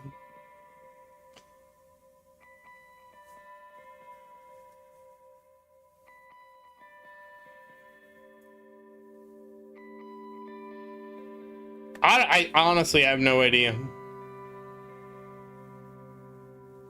I thought it was after V26, but I don't remember when. Let's see if the update notes say anything. But the whole thing is, Muffin and Lord, you guys will not be doing that during a tournament. You can do that when you choose to do that, but it's not going to be during a tournament. Like, you're not going to get 4,000 waves in a tournament. Nobody is getting 4,000 waves. Okay, it was V26. Okay. I thought it was V26 that it came with guilds or something like that.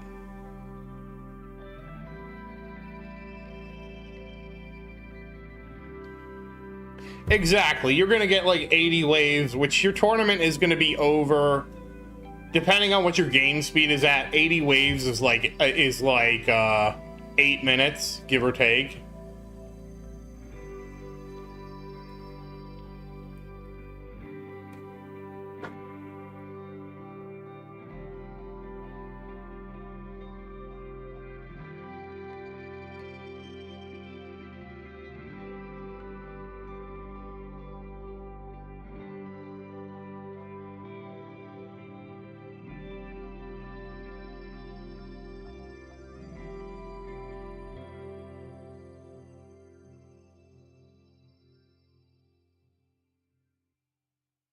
Yeah, basically V26 was like, well, V26 is also when they reworked Poison Swamp, and they changed like Spotlight and Chrono Field duration and all those things.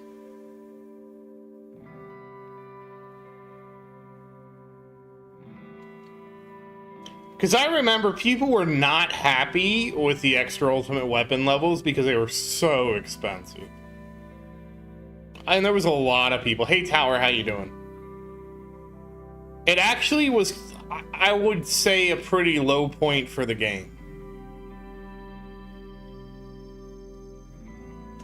But since they did that in V26, I am hoping... Really? Well, shoot. Well, I guess it's going to be, we're going to do that with Golden Tower, and then I'm going to have to work on more econ in V27. So I guess the moral of the story is, Genesis, once I get those two things done for Golden Tower, I'm just going to have to hoard my stones. I have a feeling at some point new they're going to have to buff the stone packs, right? I feel like they already need to buff the stone packs.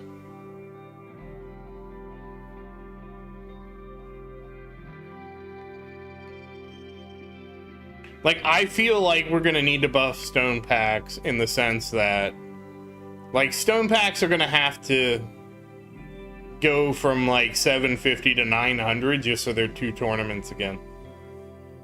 I mean, I know it's right now the tournaments are, like, what, 425 at the max? But I feel like they're going to have to buff them at some point to 900.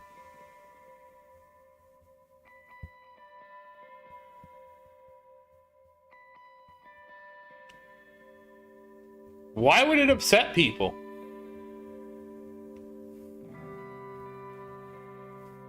Who's getting upset over that, Genesis?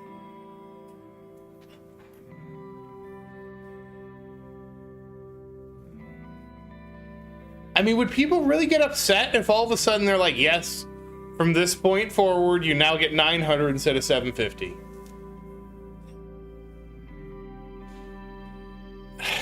Okay. I figured everybody would be happy, Genesis, but I guess not.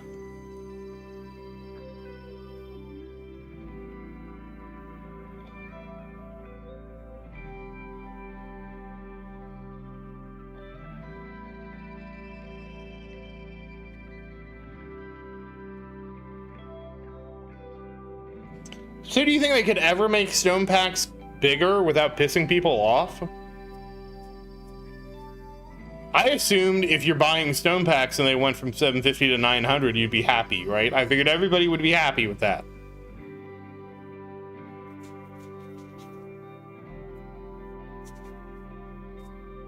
Oh, good night, Tommy. You have a good sleep. I think the issue, Casey, is that they would forget that. Because to me, that's why I wouldn't care. It's like, oh, wow, I get more. That's great. It's always good to get more.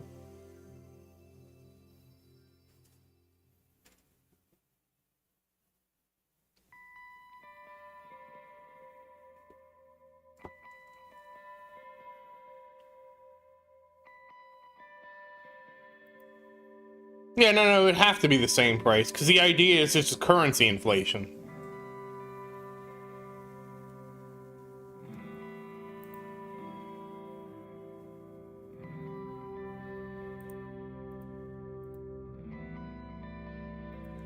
The only reason I would say they would do it is if they were, you know, like, I feel like it was, I don't know how to say what I'm saying. I feel like people were more okay with it when it was 2 tournaments worth, and now that tournaments are like 425 at the top end, that it feels like stone packs aren't keeping up with the tournament. That's what I was trying to say.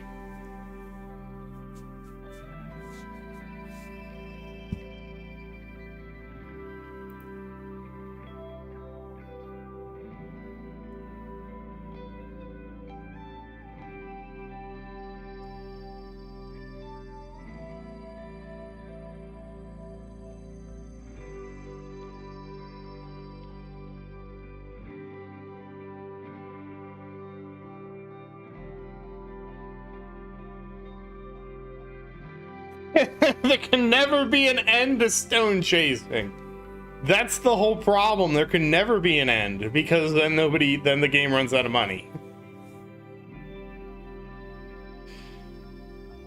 Like, it's like, what's gonna happen? What I feel like is gonna happen is eventually they're gonna release an update.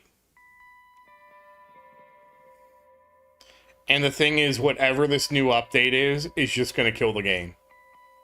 I don't know what this update's gonna be, but I feel like at some point they're just gonna create an update that's just gonna kill the game.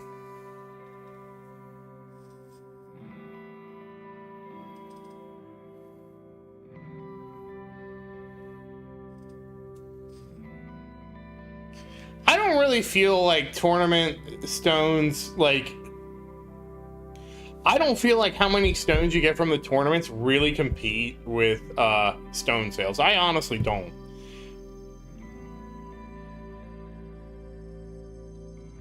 Because at the end of the day, what I feel like would happen, Rubber, is that people would still feel compelled to buy the stones as long as they had stuff to spend the stones on.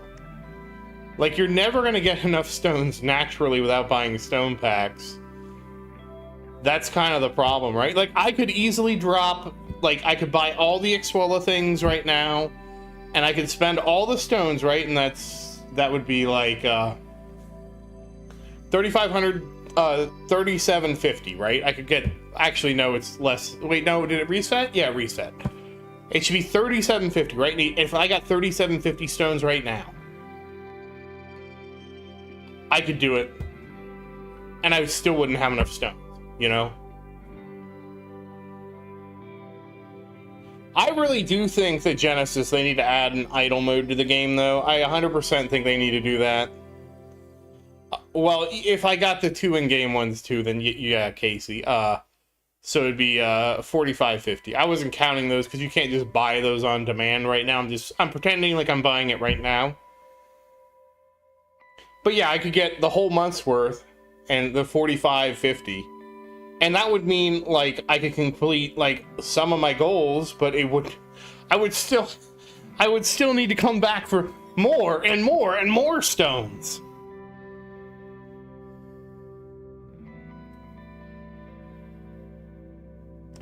But I do think Genesis, they need to figure out an idle mode. I don't even think the idle mode needs to be complicated.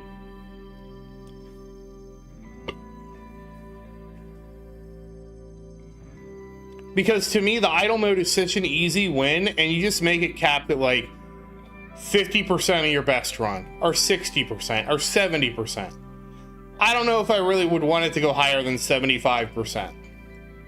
With the idea being that now anybody can idle the game, and now if you're super hardcore, you're going to earn more coins for them. I have difficulty with it being like 80%. I mean, it's not a huge thing, a 75, 80, right?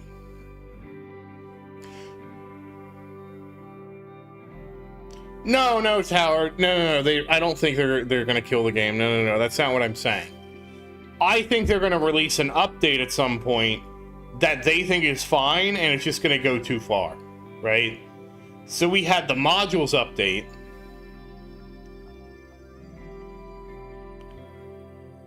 Yeah, I would think I would want it capped at, like, I don't know. I feel like 70, 75 is as much as I would go. It's going to be an accident, Tower. It's not going to be an intentional thing. They're going to have an accident because they're like, okay, how do we... It's going to be something like... And I can tell you all the different things that I'm kind of surprised didn't kill the game, right? And I'll tell you in the order that they happen. There was the modules update. Modules are kind of like super RNG. Well, they're not going to intentionally kill it. It's not like... No game kills itself intentionally, right? Like Star Wars Galaxies didn't release its new update thinking we're going to kill the game. No game does that. What happens is they release an update and the player base is like, this update's dumb, we're not playing anymore. Like, your idea is dumb, we're not playing anymore. And once you release an update that's that tone deaf, it doesn't matter what you do, you're never getting your player base back and the game dies.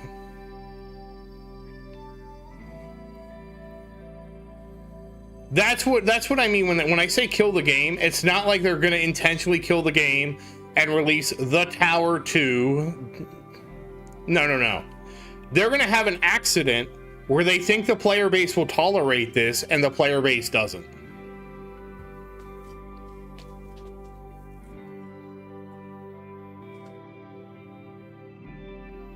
That's just what I see happening at some point, and I don't know when it could happen. It could be a year from now, it could be 10 years from now.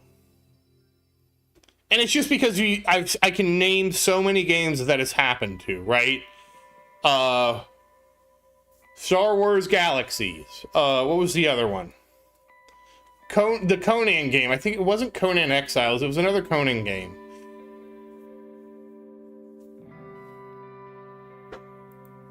Age of Conan, I think is what it was. It wasn't Wild Assault. There was the Wild MMO game. WildStar, Terra Online, City of Heroes. Granted, City of Heroes is actually back now. Yeah, I heard there's another like tower knockoff game. I don't know if that's their game.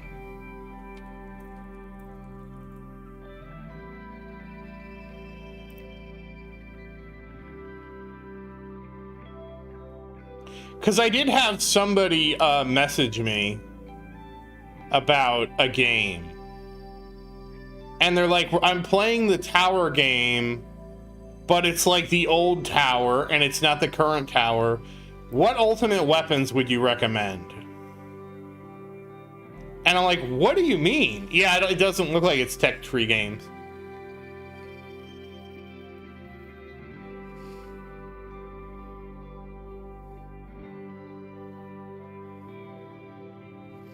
See, the thing is, Tower, here's like how a lot of the top players play the game. Okay? It's that everybody wants to invest in the game up to a point, right? And basically, Tower, what we're talking about is people will invest to get to the top of the game, and then once they get what's in the top of the game, like let's say like top 100, right? They want to no longer have to feel obligated to purchase the monthly stone packs, right? As soon as new stone sinks are implemented, as soon as they implement the new stone sinks, some of these people quit the game. And they quit the game because they realize, if I'm going to stay in the top 100, now I have to keep buying stones. If I don't, other people will buy stones and get over me. So they're in like this damned what they do, damned if they don't situation. And they just say, you know what, I'm just going to quit the game. Because even if I make enough purchases to stay at my rank, right, there's no guarantee that there's not going to be more stone sinks in the future. And then it's the same cycle, right? It happened, so there was a big exodus when the Xwalla store came out, Genesis, because that's when it went from 2 packs. So the game used to be 2 packs a month, which was $120. And if you were willing to pay $120, outside of what were quote unquote backdoor stone sales, I don't know how true that is, I wasn't part of it. If you were willing to pay $120 a month, Tower, you were willing to basically stay at the top, right? And a lot of people were willing to do that. $120 a month. It's expensive, but it's not like outlandishly expensive, right?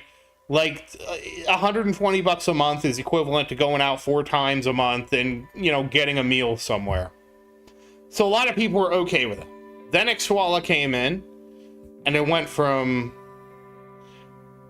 120 to 420.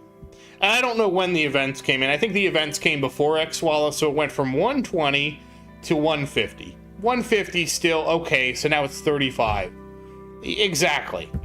And then Xwalla came in, and now it went from 150 to 500. So there's a lot of things like that. Yeah.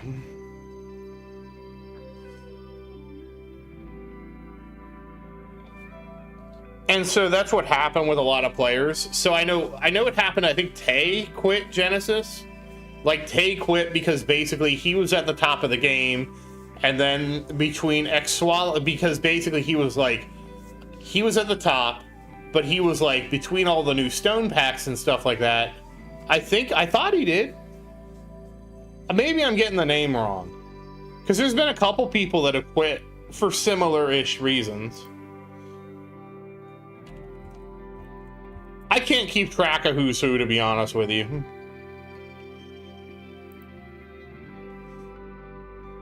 No, it was somebody else. Yeah, that's how they get you. Oh, they removed the fallen defenders. Ah, that's funny.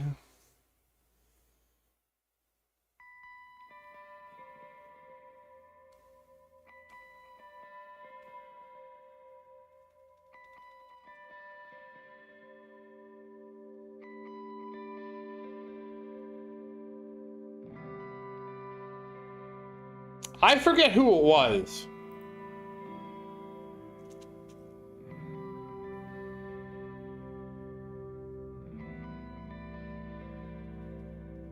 I'm not thinking of Shuckle. I'm thinking of somebody else. I thought it was.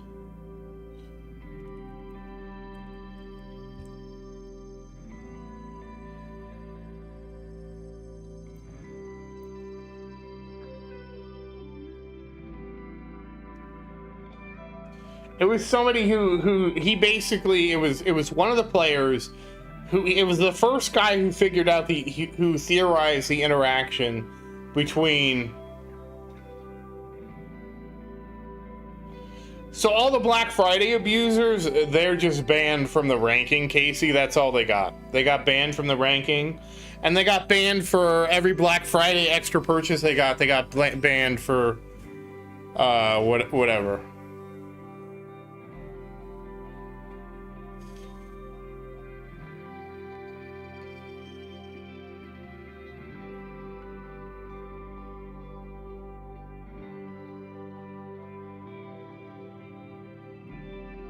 There's no way I'm gonna figure out who it was.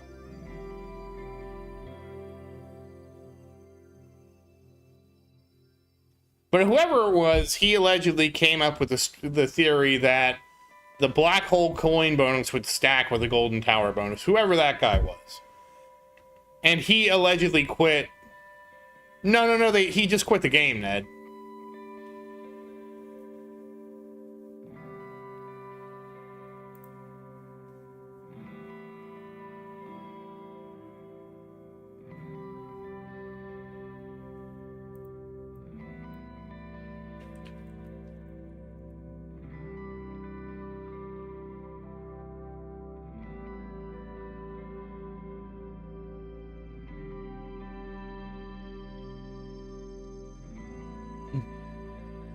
Yeah, I didn't mention in an old video. It was about a year ago because it was, they basically disliked how, there were two things they disliked. Number one was they disliked how Xwalla was allowing people to catch up to them.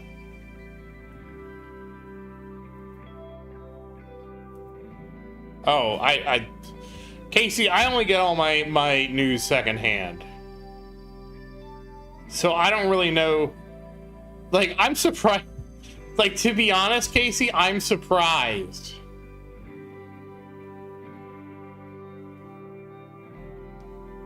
Because as a developer, I would have a really hard time punishing people who gave me a bucket full of cash. You know what I mean?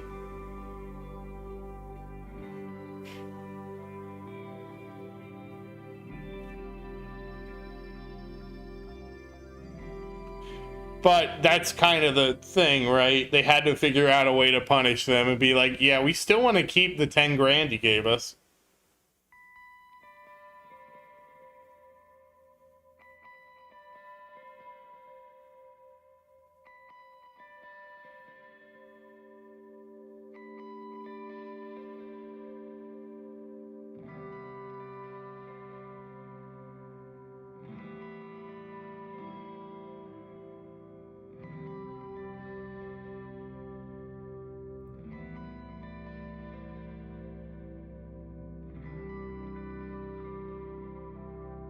Yeah, I don't know.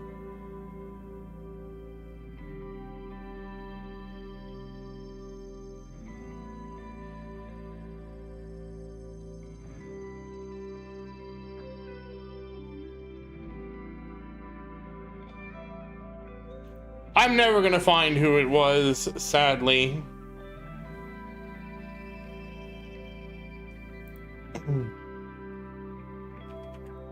Because this is one of those things where it's like if I'm a game developer and somebody leaves for like that kind of reason, right? I don't want to parade it around, you know what I mean? It's like, oh, one of our super top players quit. We need to bury this.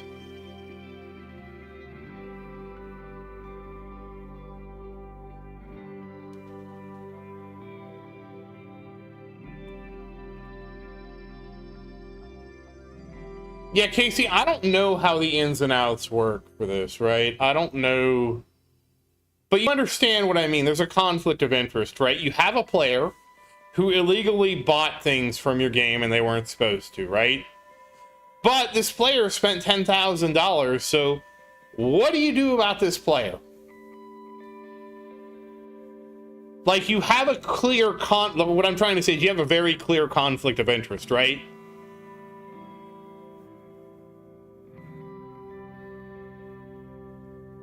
I'm honestly surprised. Well, like, see, I'm not surprised because Genesis, they don't want to give up the money, right? That's the whole thing. Is the bottom line is they're like, oh, you spent 10 grand. Yeah, you know, I don't really want to refund you. You know, I don't really want to refund you the 37 extra stone packs you bought.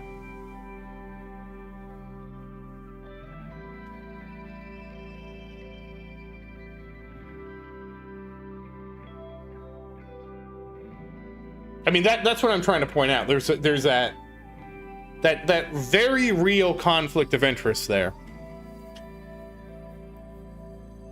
And the Black Friday packs were so good because the Black Friday packs also gave you medals.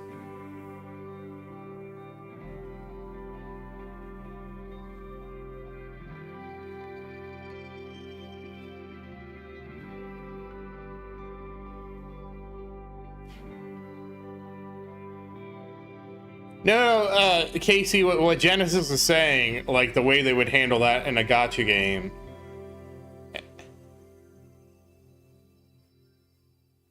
is they would just roll back your currency. I don't know how they kept the money, but they would just roll back your currency.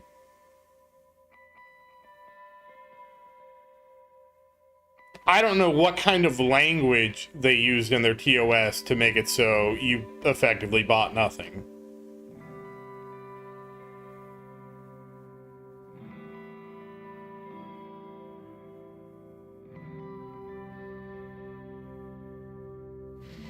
I would say, Genesis, that would be quite an effective terms of service if they basically said, if you buy things that we don't sanction, not only are we going to keep your money, but we will also roll back the currency you bought that you should have received.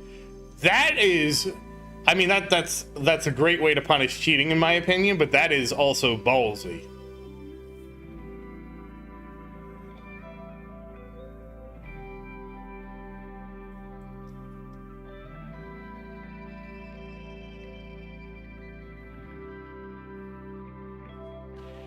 That's true, Genesis, but I feel like I don't.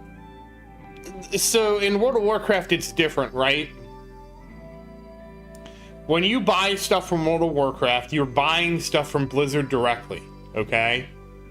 If you're buying stuff from Blizzard directly, that's different. The reason I'm assuming that you can't just do this, right, is because you're not buying, unless it was I guess the Black Friday was through Xwalla, so maybe.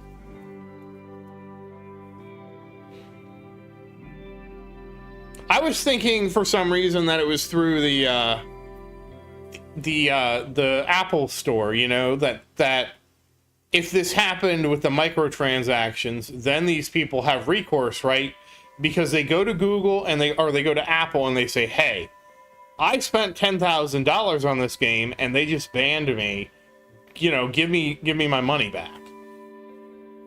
And they effectively do a chargeback. I don't know how much legal recourse they have. And to be fair, I know somebody that got banned in World of Warcraft, and then he did a chargeback for his game time, saying, I can't play the game anymore for this game time I bought. And his credit card did do the chargeback.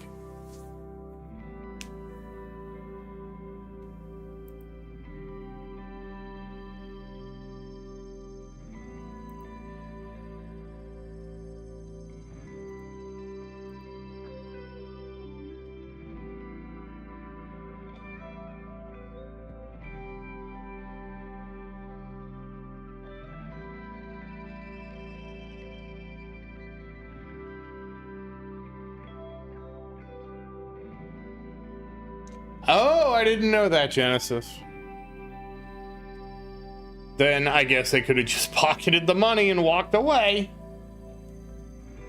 But again, you do see that there's still a conflict of interest, right?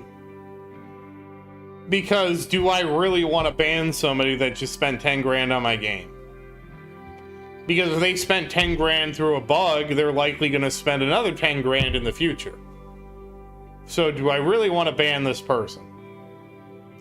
Like, that's what I'm trying to say. There's a huge conflict of interest in trying to enforce this. Because you're effectively saying to a player, like, yeah, I get you did this illegally, but damn. Yeah. So what the compromise that I understand, Genesis, is they're blacklisted from being ranked on the Tower LOL. That was their punishment. They get blacklisted from the Tower LOL. Everything else works fine. Yeah, of course. Yeah, that's because there's no good solution to that problem. That's the whole problem, is there's no good solution to it, in my opinion, because there's such a conflict of interest. Like, what are you going to do?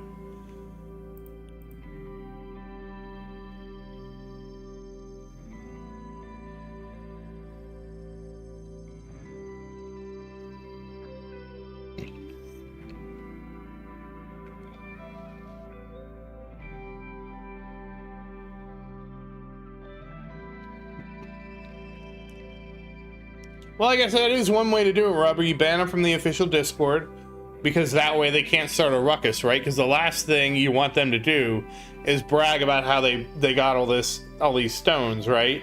So you ban them from the official Discord. You ban them from showing up on the Tower LOL, but you get to keep them as paying customers. What a world!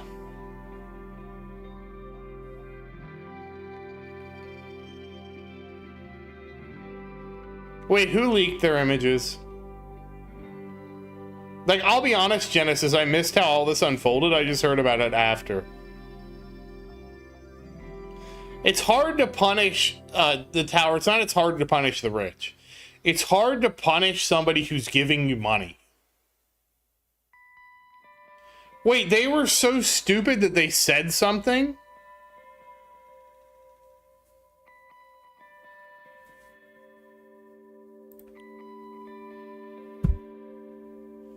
Yeah, Ned, I surely wouldn't have said anything. Like, why would you tell on yourself?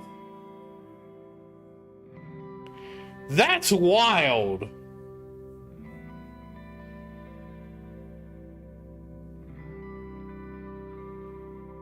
Okay. They accidentally told on themselves, and then it's like, wait a second. How did you get 20,000 stones in a week?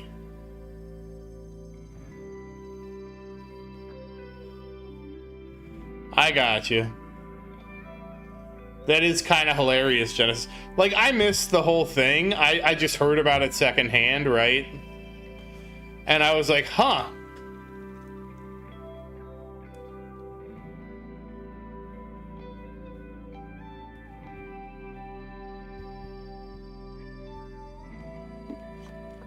In my pay-to-win game, somebody was paying too much.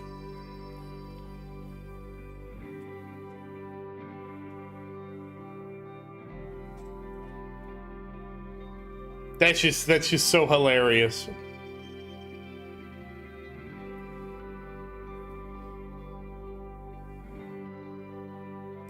I'm dying that that's how they got caught, Genesis. I'm dying that they were so dumb they started bragging about their lifetime stones on accident. And it's like, how'd you get 40,000 stones in a month, dude?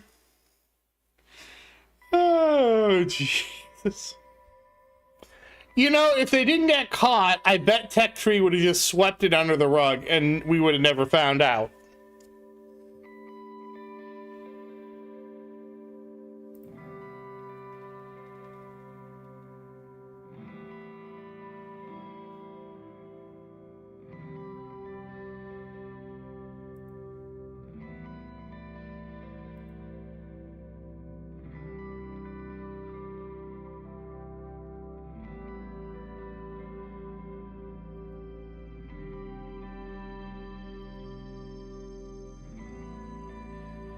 Oh, they were, yeah. Oh, man.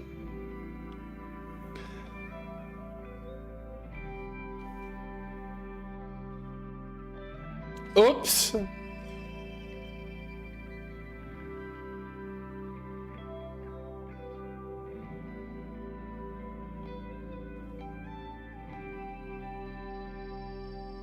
I mean, so Casey, there's a difference from like them screwing up and giving away free packs. Like that's with like if it's within the restriction, right? Like that's a normal thing that happens to anything when there's something like this, right?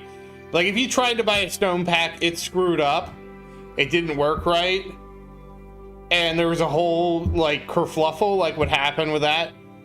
It's within the realm of reason for the game developer to be like, okay, look, we see that we screwed up this one. We're going to give you an extra one for free. That is just like, because they're not, as long as they didn't exceed the 7 per month. You know what I mean? That is just usual, like, customer service. It's when it's the other way that it's not.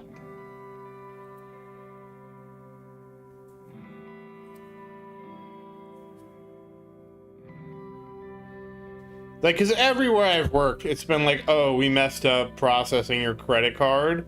Oh, you tried to purchase something and we made a mistake. Oh, that's okay. Especially when it comes to digital stuff like this with effectively, it doesn't effectively cost me anything to give you a free stone pack, right? Okay, we'll just give you 2 stone packs for the one you tried to purchase. Thank you, and I hope you understand, you know? Or like, okay, we screwed up. We'll throw in a free event pass. That's like so common.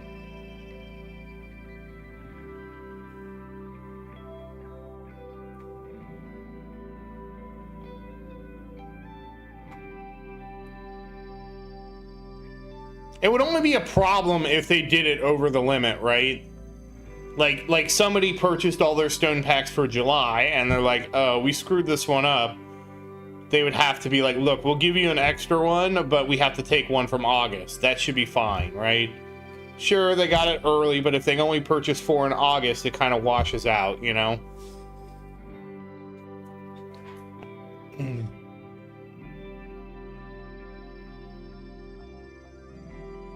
Oh. Yeah, I heard a little bit about this.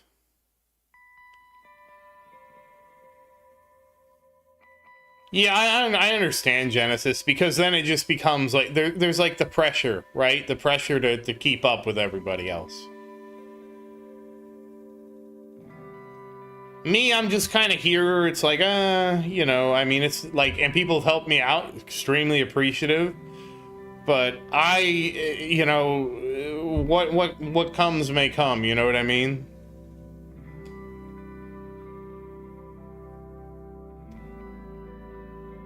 But I'm cheating because I make content, you know I'm cheating. Apparently, I see Crowbar just throws his player ID out there, so maybe I should start doing that. I was always iffy about doing that because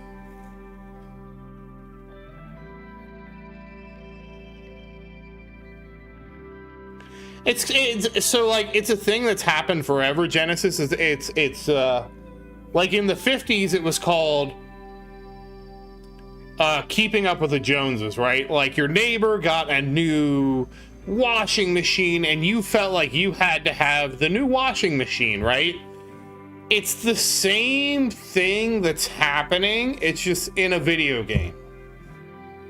Because it's just like,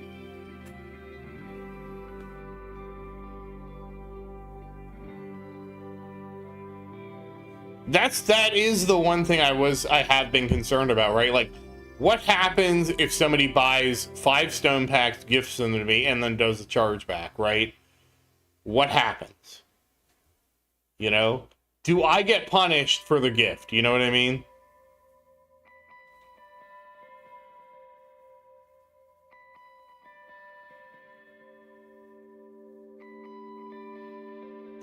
I assume at this point what they would do is say, okay, you got 750 stones, right? Yes. They did a chargeback on, well, let's say it's more than that. Let's say it's like,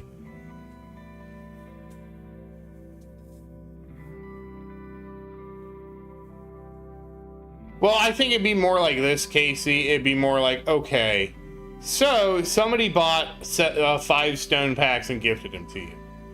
That's 3,750 stones. Excuse me, I can't speak.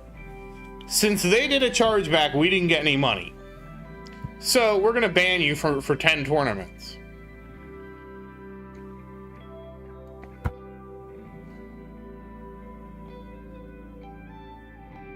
I mean, what could I say to that?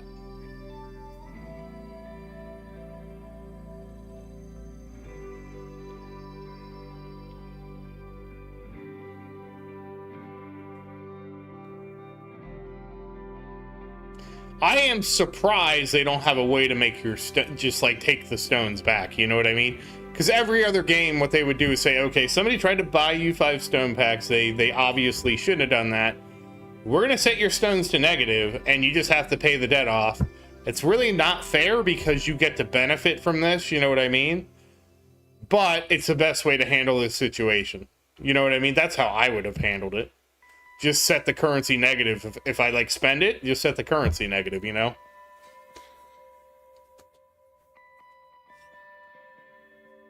Oh, really, Genesis? I mean, I figured they could, Genesis, if they wanted to.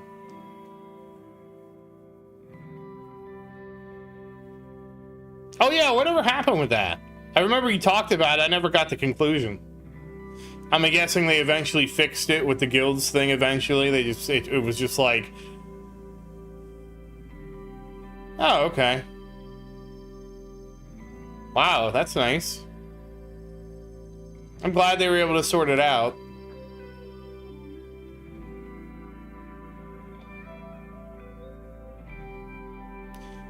Yeah, I assume they had to do the update and get the update that fixed the problem, and then once they had the problem fixed, then okay, now how do we remediate everybody? Now we have a report. These are all the players that need to be remediated. Now we need to get with these players and remediate them with the currency or whatever. How did they give it to you? Did you just get a pop-up one day, or did they tell you, hey, like, let us know when it's a good time to send it to you, and then we'll send you, this is what we computed you lost?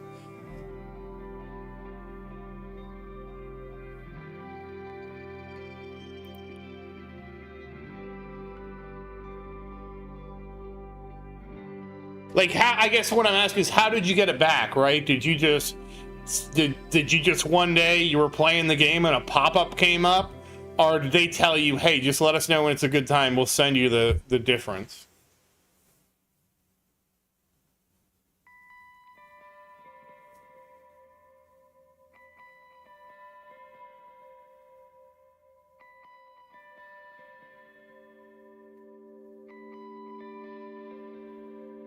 And then you just logged into the game and everything was auto-adjusted based on that, or what?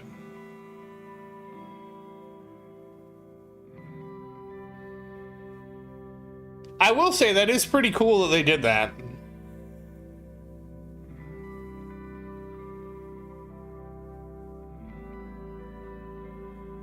Yeah, that's what I'm assuming, Tower. I'm assuming it'd be a random pop-up you got while playing the game.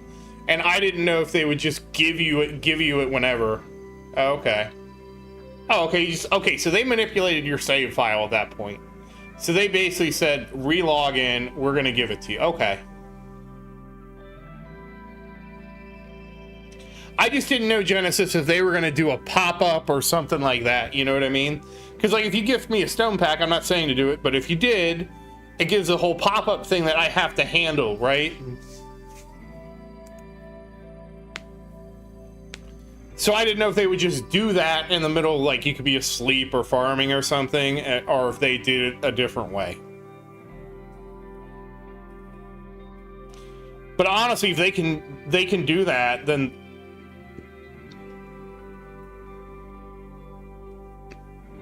sorry, excuse me. Honestly, if they could do that, there's no reason that if they got charged back, right?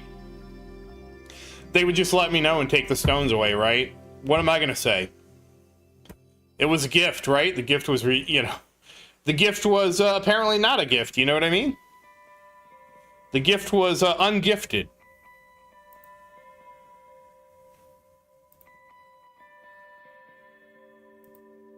Yeah, that's what I would assume they would do. And then I would just, like, if I spent it, I would just be in negative, right? The only reason I say that is because that's the typical way every other game I've seen has handled it, right? They just be like, well, you'll just be put in negative, you're going to go into purgatory, and you just have to spend, either you buy the stone packs back and you make us whole, or you just go into the tournament and burn off your debt.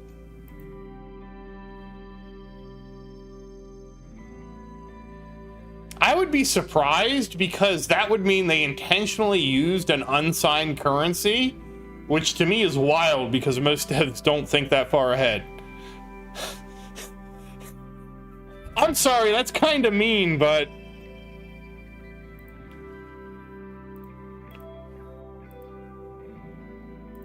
like I feel like unsigned was a big thing. Like, for example, in World of Warcraft, for the gold in World of Warcraft, they used a signed integer. I think it was integer. I think it was no, it might have been a long. I don't know. It's one of the two. What is the integer max? They still use the signed value.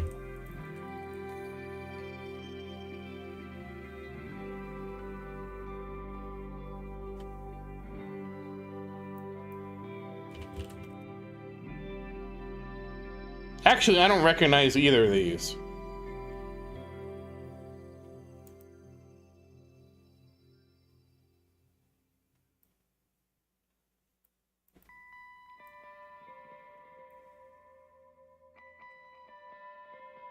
What's less than an integer? No, it can't be less than an integer.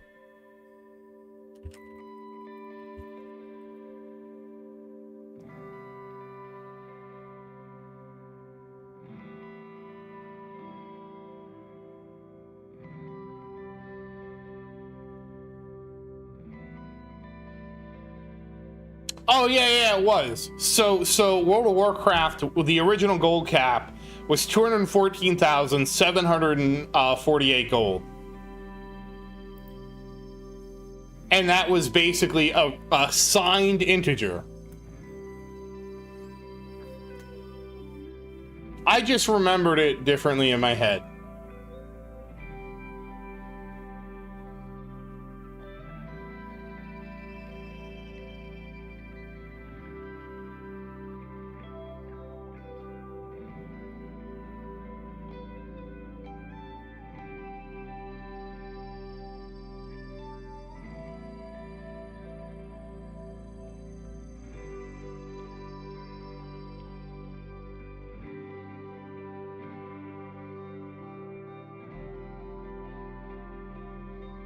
So they had to increase the cap, Genesis. I don't know when they increased it, but they increased it to 999,000, I want to say. That might have been, they might have increased it in the Burning Crusade to 999,000 because people were hitting the gold cap in Classic. There was a guy who hit the gold cap in Classic. I'm not sure when they changed the gold cap, though. But I know that by Mists of Pandaria, or no, excuse me, by Warlords of Draenor, it was 999,999. Nope. They increased it again since then. Again, I don't remember when it happened. Now it's basically 10 million. So it's gone from 217,000 to a million to 10 million. 214, excuse me.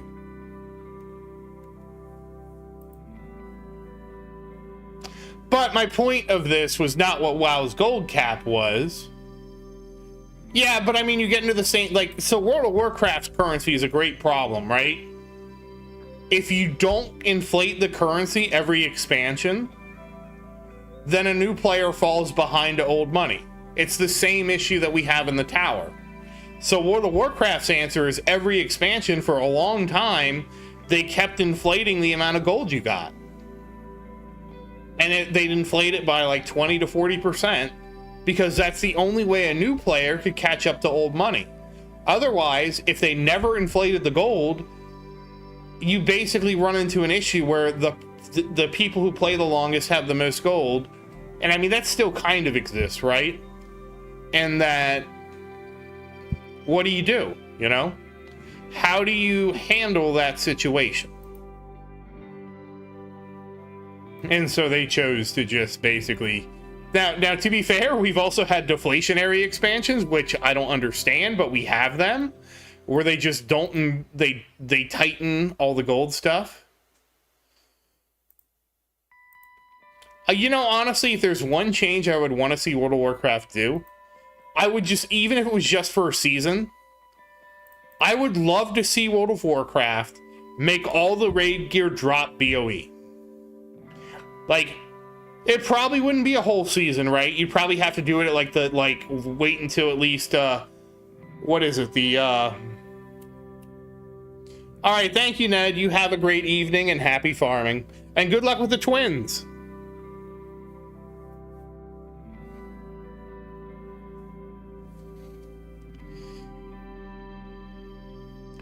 I want to see it in retail, Genesis, because retail, they could do it.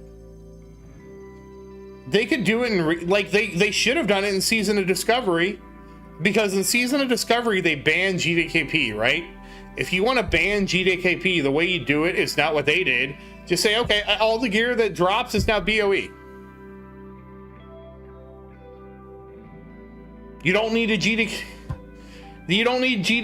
anymore if everything's BOE, because you just go buy it off the auction house.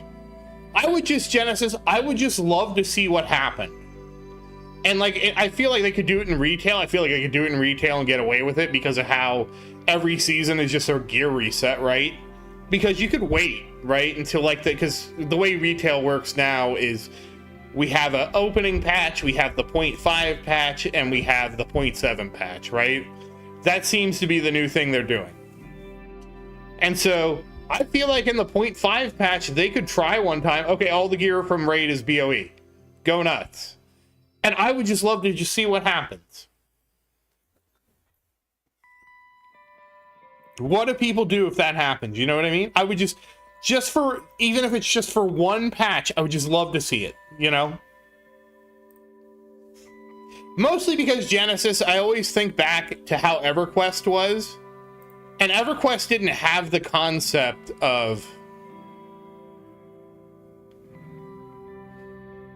Yeah, pretty much, because there was whatever that thing was that happened in Season of Discovery with Sunken Temple, that people made all this gold and then they nerfed it and then nobody could make the gold, so you had basically old money in the Season of Discovery game instead of just leaving it in.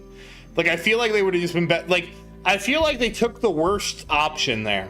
If they created this huge amount of gold inflation, Fetch is a little different. Because, when Fetch got nerfed for everybody, and that's fine.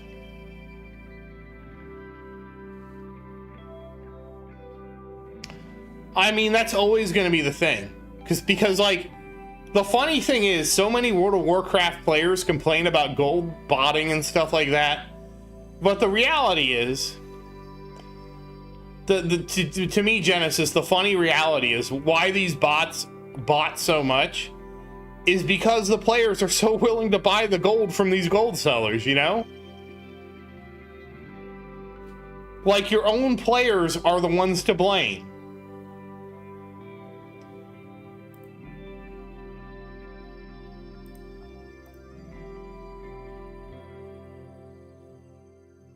Yeah, I never got into SOD, to be honest. I honestly like the WoW token as a solution because it gives legal. Like, people will say it makes WoW pay to win, but I really disagree with that because, like, to me, true pay to win. Honestly, Genesis, I want them to just bake GDKP into the game. I honestly want them to make a loot mode that's GDKP. When the GDKP loot mode is selected, everybody bids on the item, right? And it basically does the whole thing automatically, so there's no chance of scams, right?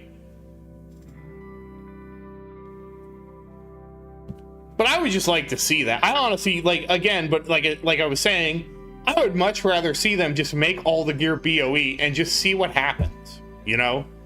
What does the community do? I would just love to see it.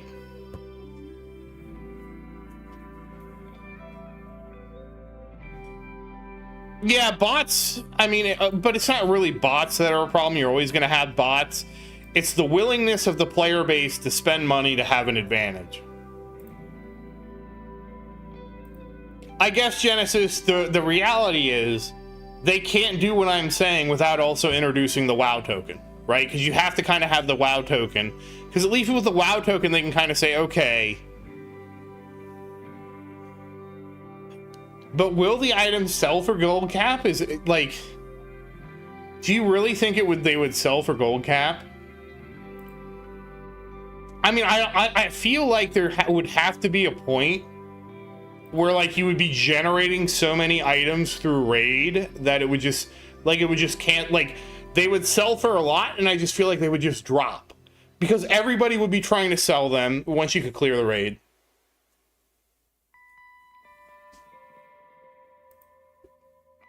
I would love to see it then.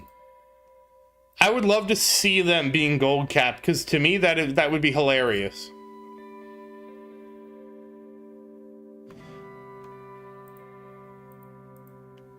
That's wild. I mean, I never got into Season of Discovery because it was going to be a temporary thing. I'm like, I'm not looking to play a temporary version of World of Warcraft. You know what I mean?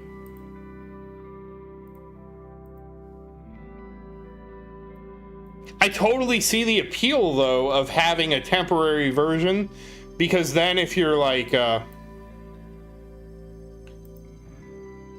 well, I mean, you say it killed it. I know a lot of people still played it, so I mean, it's, you know, one to, you know, 6 of one, half a dozen. Oh, there we go. We bombed out. It's like one of those 6 of one, half a dozen of another one, you know, because some people quit, some people kept playing, you know what I mean? Some people told me they had so much fun with it, they quit playing retail. Did they? I didn't track it that well because I also feel like 1 to 20, right? It's really easy to hit level 20, right? So because it's so easy to hit level 20, you're always going to have a huge population at the first wave. You know what I mean? Because it's just so easy to get to level 20. And then as it gets, and again, I didn't play. It's hard for me to say how grindy it is. I just know in Classic, like you can basically sneeze and get to level 20.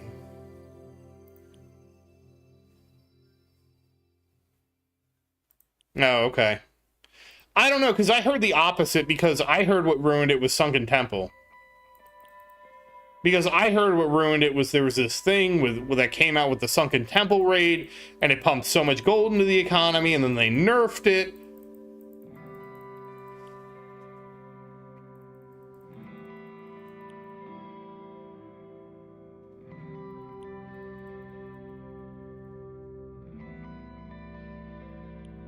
Yeah, I don't know.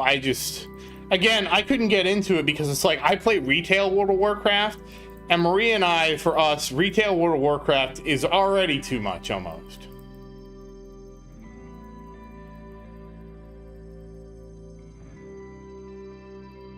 So, like, there was no way I could play that too.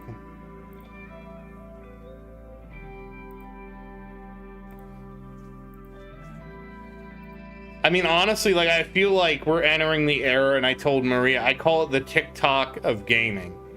Because it feels like every game has to have something going on every minute of every day. And that, like, you basically can't even keep up with all the different things that are happening anymore in more than, like, one game. Like, it's just like, it gets, like, bonkers. Like, any game you play that's multiplayer has a battle pass, this and that, so you have to grind the battle pass. And Mage. Don't forget Mage in Classic. Everybody goes Mage too, because Mage AoEs. Yeah, I will say it did give that, it did have that unknown, right? Where you didn't know what was going to be good. So it wasn't solved anymore, right? So when the game wasn't solved, it was basically like a fresh version of Classic, and everybody's starting off on the same foot, right? Nobody knows what's best. Everybody has to discover what's best. Really? I thought Mage was up there. At least that's what, again, that's what I remember reading, that Mage was up there, because everybody rolled a Mage to AoE farm.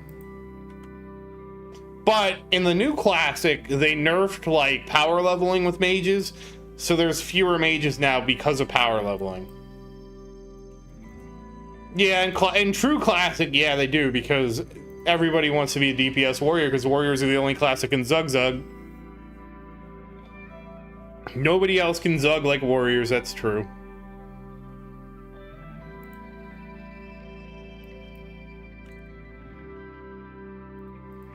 I probably shouldn't comment too much because I didn't really follow Classic. I just heard about everybody making a mage for AoE farming. And I'm like, yeah, that tracks. I'm not surprised by that. I made a mage back in the day because what happened is I leveled up a warrior and I leveled up a priest. I played two characters at once. That account had, like, I ran into an issue with that account. I got a new account. And then my friend was like, you won't believe this. You can just make a mage and we can AoE farm everything and I'll be a priest and I'll heal you. So I made a mage and I leveled up with my friend's priest. We were Alliance, so I got tired of playing Alliance. I went and rerolled Horde. And then I had a I rerolled Horde and I started a Shadow Priest. And then when I got it was a weird thing. I was playing on somebody else's account. I got my Shadow Priest up to like level 30 something. And then I was like, okay, I'm addicted again. I'm gonna make a new account. I made a new account. I made a mage. So my buddy that I had the priest account on, he quit. And so I was like, well, I'll just pay your sub and play the priest I leveled. So I was playing the priest and the mage at the same time, and I just AoE leveled up from like 30 onwards.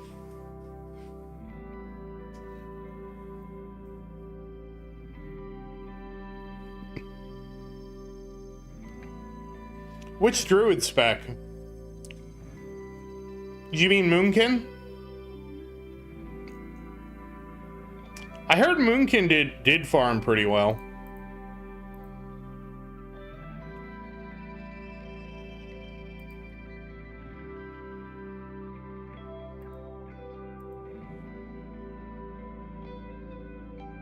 I did make a warlock for PvP. But then they changed something and I never PvP. I actually made 2 warlocks for PvP. But they changed it in like BC where they added like haunt or whatever. I don't know. They changed it and I'm like, ugh. I wanted to just dot people up and basically let them die. And I couldn't do that anymore. I was very disappointed. Or at least I couldn't do it as easily anymore, and it was one of those things like, oh, well, now the new thing is out, and I don't know. By the time I did try it for a little bit where I could, like, basically with 2 warlocks just dot everybody up, and then they would just fall over and die. It was great. But it didn't work as well in BC. That was a long time ago. I could be misremembering, to be honest. And I didn't play Classic when it came out.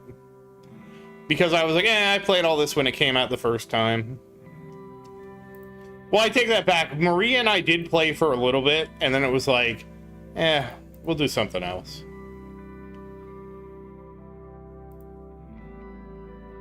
Yeah, that's just because the Warrior's so ridiculous once they get gear.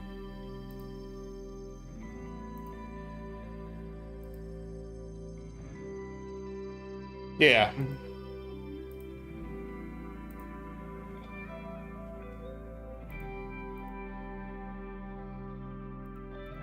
My friend was the warlock, I was the mage, and I was the priest.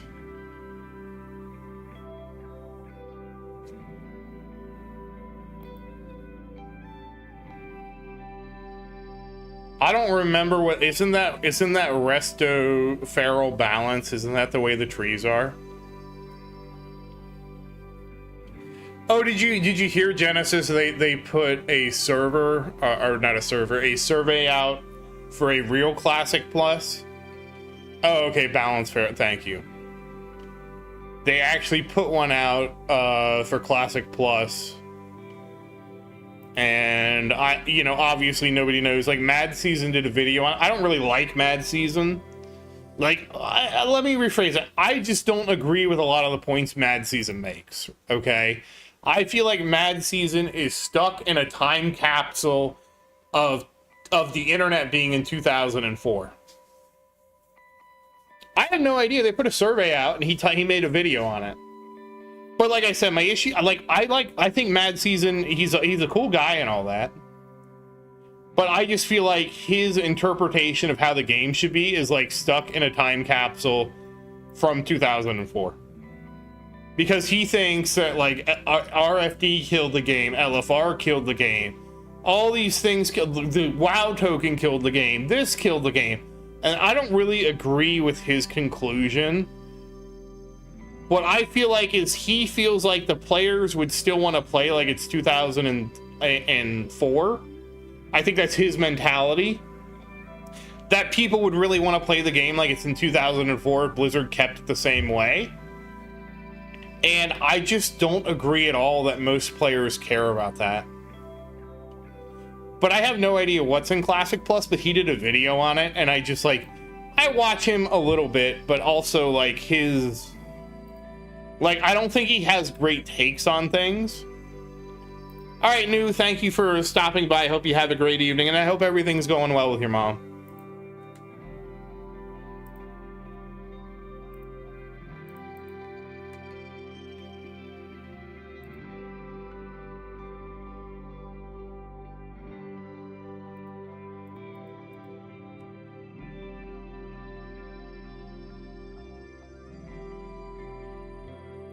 Well, they're raining add-ons in, and I don't know how that's going to turn out. That's a big unknown. Because they're talking about in midnight that they're going to rain add-ons in, and a lot of us are... Oof. Well, at least you're in Champions Tower. That's still... Oh, wait. Alright, well, you're going back to Platinum. Sorry to hear that, but, you know... What can you do?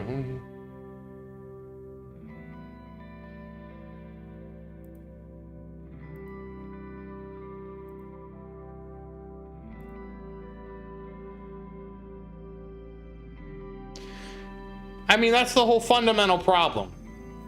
I understand the argument against LFG. Totally understand it.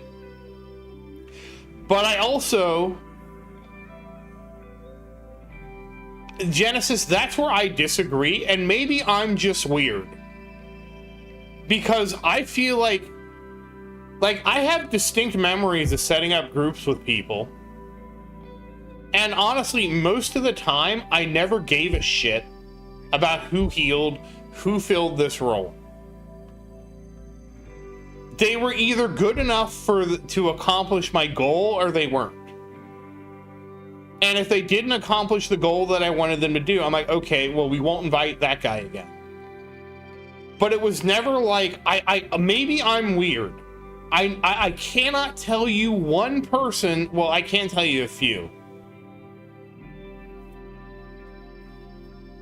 Oh, okay. I mean, I just don't have any nostalgia for that. Because I never, you know, like... I will say there are a handful of people like I met that like for example, I was doing Undasta in retail, and I pugged in this group, and I saw this guy who was doing a ton of damage, started talking to him, and we became friends, and I raided with them in their friends and family raid at the end of Mists of Pandaria. So I certainly have had that, right? But that was just random group luck, right? That, you know, for a world boss in Mists of Pandaria, you weren't really looking for standout people. It was just, let's just grab who's available, right? But when I go back to Classic, it's like I hear this whole thing about communities all the time, and I always think back like, see, I never had that I honestly, Genesis, never had any of that experience.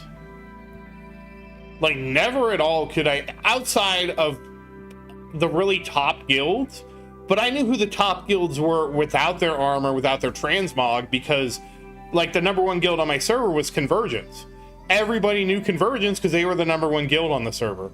Had nothing to do with their armor or anything like that. Never saw them when I was doing dungeons or anything like that, because they didn't really do dungeons. All they did was raid. So unless it was like somebody's alt in Convergence.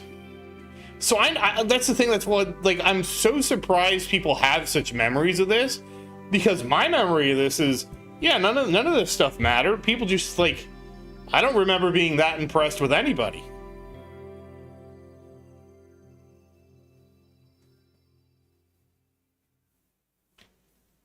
But, you know, I also feel like this argument doesn't hold.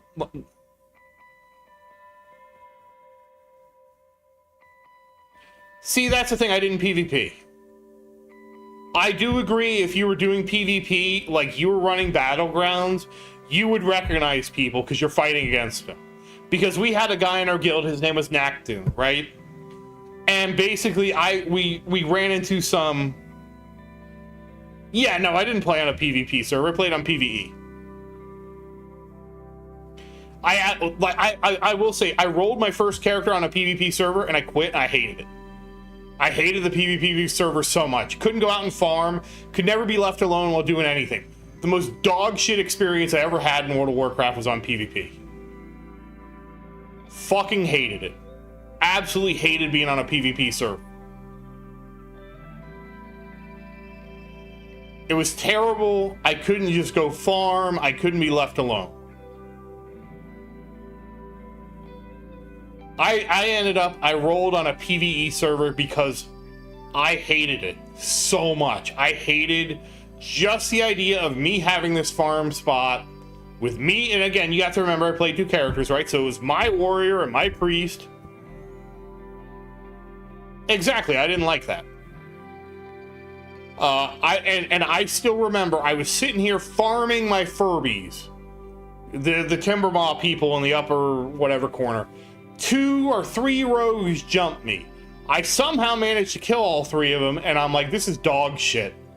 Why am I putting up with this when I just want to sit here and farm patiently by myself? This is so terrible, and I eventually quit shortly after that. I just absolutely hated it with every fiber in my being.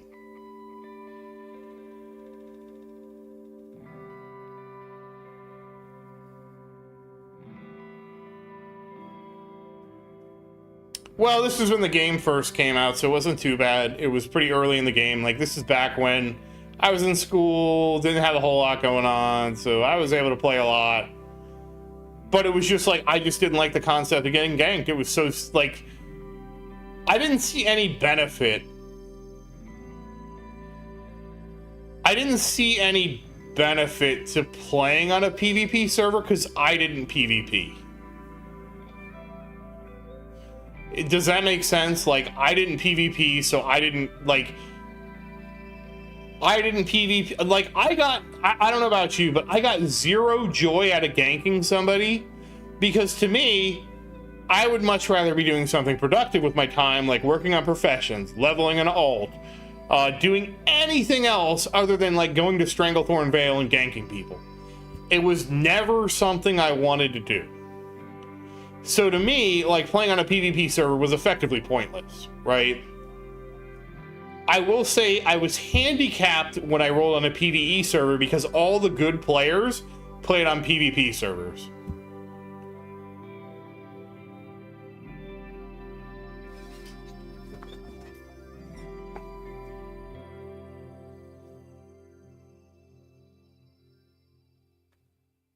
I mean, PvP always boils down to who has either more people or more gear.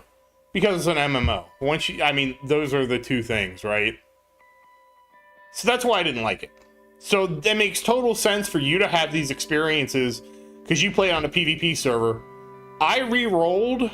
It was, I started playing again December of 2005, which is almost 20 years ago. That's a fun thing to think about.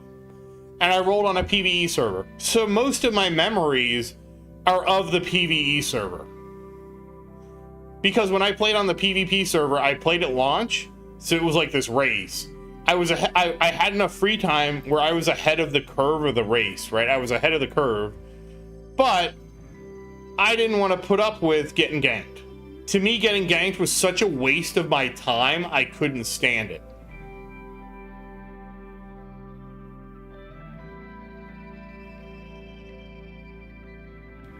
Yeah, my friend was a rogue, and he would just sap people and then kill their... Like, he would find two people traveling together. This was before the sap nerf. He would sap one guy. And then he would make the other guy watch him kill his friend, and then he would kill the other guy.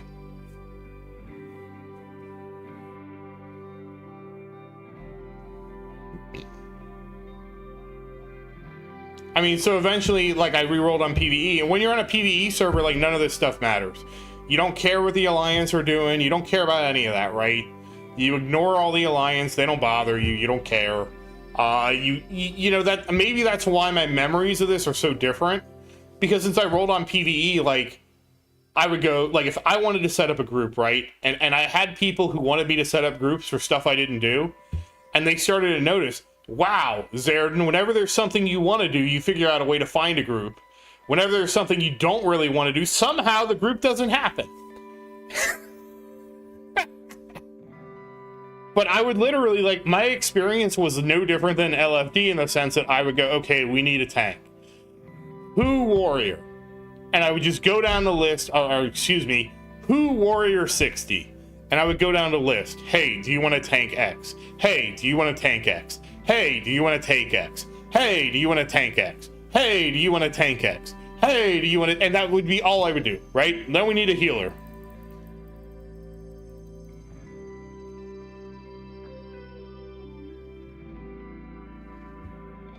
I mean, I see the argument, but I also feel like a lot of people... I guess my argument is, I feel like those things happened, but I feel like people don't remember how infrequently it happened. You know what I mean? That's what I'm trying to say. Because there is a handful that I remember. Like, I remember the first time I met that mage in the Undastapug, and I was like so impressed with his damage. I said hi to him, right? I certainly am not disputing those happen, but I feel like most of my time was, hey, you want to tank this? Hey, you want to heal this? Hey, you want to heal this? Hey, you want to tank this? And I would just go, who, blah, blah, blah, 60, and just go down the list until I found somebody that worked. And my other thing, my other reason for this is because I see how people play MMOs now. What do people do in MMOs now? Oh, I want to get on the big server. You know, it's one of those, everybody has this great contradiction. Everybody has this idea that they want to be on the small server Genesis, but the reality is when reality sets in and it's like, oh, I want to run this dungeon. Oh, I need to be on the big server so I have a lot of people to run the dungeon with, right? And that's one of the things that, like, if everybody wanted that small server experience, we wouldn't have any mega servers, right? What has invariably happened every time with Classic? They make a mega server. Or actually, really, compared to back then, it's like a mega server, right? And I really don't feel like people have the Oh yeah, I mean, it's absolutely true because you don't want to end up on a dead server. But I also feel like again, I feel like a lot of people have this nostalgia for small servers, but they realize like small servers just aren't viable. You know what I mean? Like everybody wants to have the small town life, but nobody wants to go without McDonald's and Domino's. That's pretty much what I'm trying to say.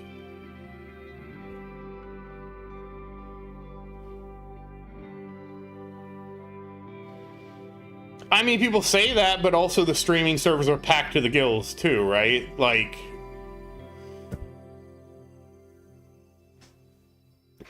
there's like two sets, right? There's the people who absolutely want to avoid streamers, but then there's all the people that just flock to the streamers anyways.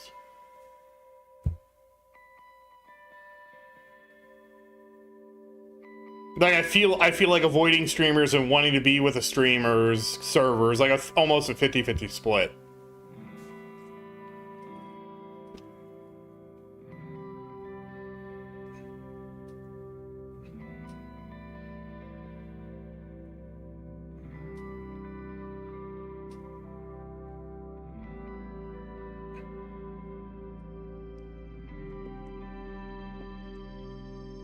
Yeah, that's true. It's only good as long as it can create content. I'll be honest, I don't really know because like when we picked our classic server, right? It was in 2019, there wasn't enough data for what server to pick. You know, had I chosen this, like there's no data for me to choose a server.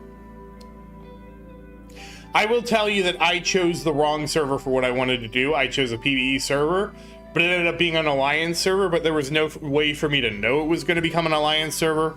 Hold on, I'll be right back. I have to go to the bathroom.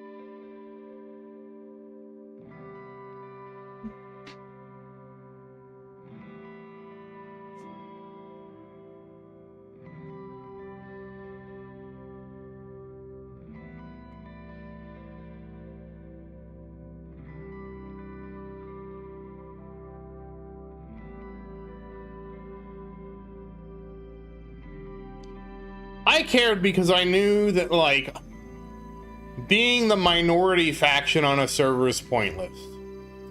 So that's why I knew. But I ended up picking wrong anyways, because I didn't have any data.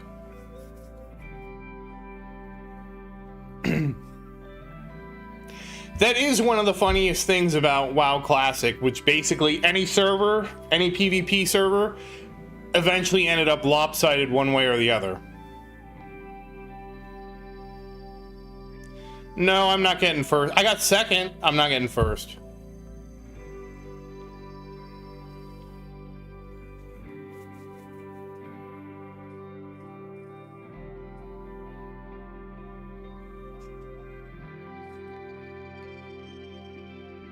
I mean, I don't really see it as at least for me, I don't see it the errors of my way as a kid. It's just as a kid, I had so much time, right? So it didn't matter, right? As a kid, I had so much time, it didn't, like, I had a whole summer. I literally had an entire summer where I did nothing but play World of Warcraft because I didn't have school.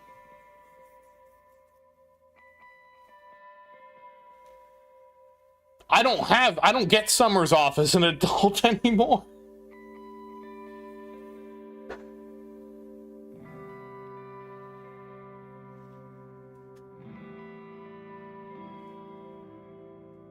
I guess I don't understand.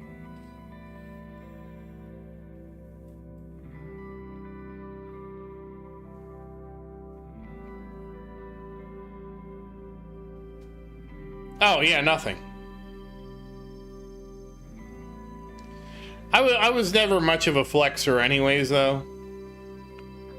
I remember when I started my first job and, like, one of the guys was like, oh, you play World of Warcraft. Can I see your character? And so I sent him my character, and he was like shocked. He was like, all your gear is epic. And I'm like, yeah, is that unusual?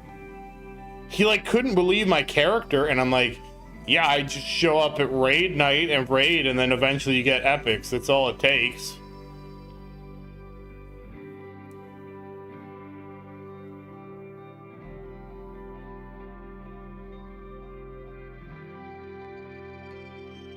Really?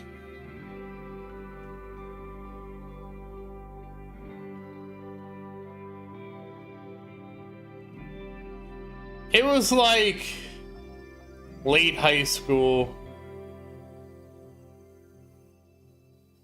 But see, you gotta remember, Genesis, I was never popular anyways. So there was nobody I never had any, like, even when I was 14, 13, right? I knew my social place in the world was I was never gonna have anything to show off, ever. But on the internet, at least, I was treated as an equal person.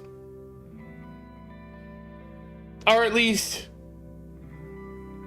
I wasn't discriminated against, is probably the better way to put it, because I was, you know, I was really into video games and stuff like that. It was... I remember my friends making fun of me because I was so into video games.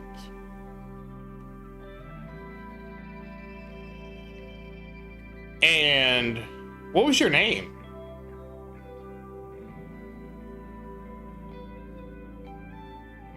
The only interaction I ever got was one of my names was like a character in Battlestar Galactica on accident. And they're like, Tom Zarek, because Zarek was one of my characters. Tom Zarek? Oh my god, are you a fan of Battlestar Galactica? And I was like, oh, I thought my name was unique. I didn't know it was in Battlestar. Oh, okay. Oh, wow. I didn't know that, Genesis.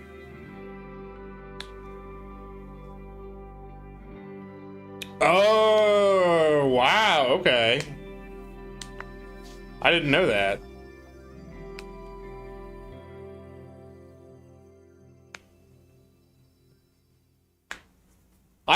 Let me put it this way, I was so naive about popularity that one of my good friends in high school was apparently a really popular guy. And I had no idea how popular he was until after I graduated from college. Because when I graduated from college and he graduated from college, he didn't go to work. And it's like, that's a whole thing.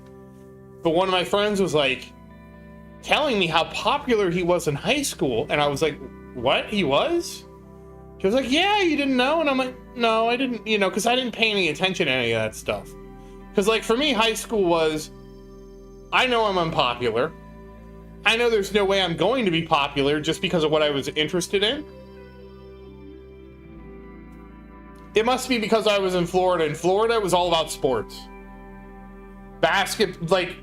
In my friends group, it was all about who was good at basketball. I wasn't an athletic person, wasn't good at basketball, had no interest in basketball, and all I wanted to do was play video games, right? So, I was already the odd man out.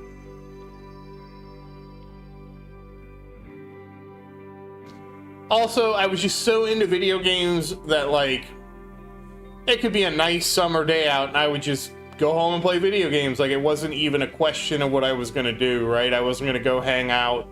I was also broke. Being broke really helped me stay at home because it was like, I can't afford to go do the things you guys want to do.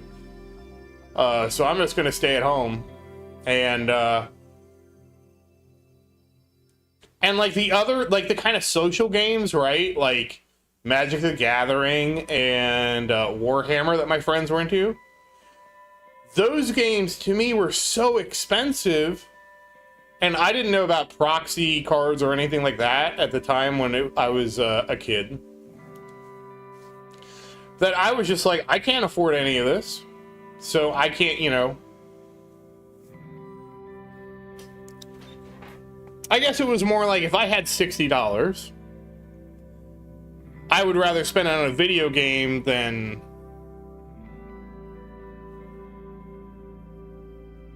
Oh.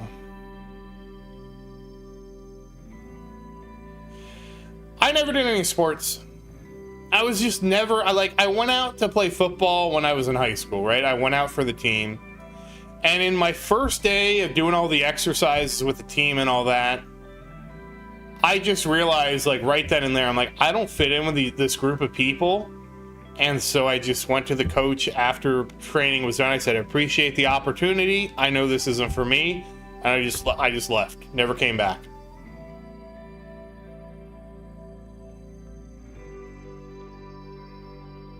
But I was never a big sports person. Never did.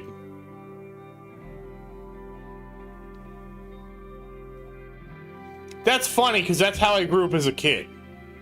I grew up as a kid, and I was in a real rural area, and I don't think it was 45 minutes to and from school, but it was like 30 minutes to and from school. So I never saw any of my friends because nobody's mom or nobody's parents wanted to drive out, you know, to come to my house. And my mom, I had siblings, so it was hard for my mom to do it, to take me to somebody else's house. So like the only thing I had to do after school was to play video games. Basically, the way it was, like, once yeah,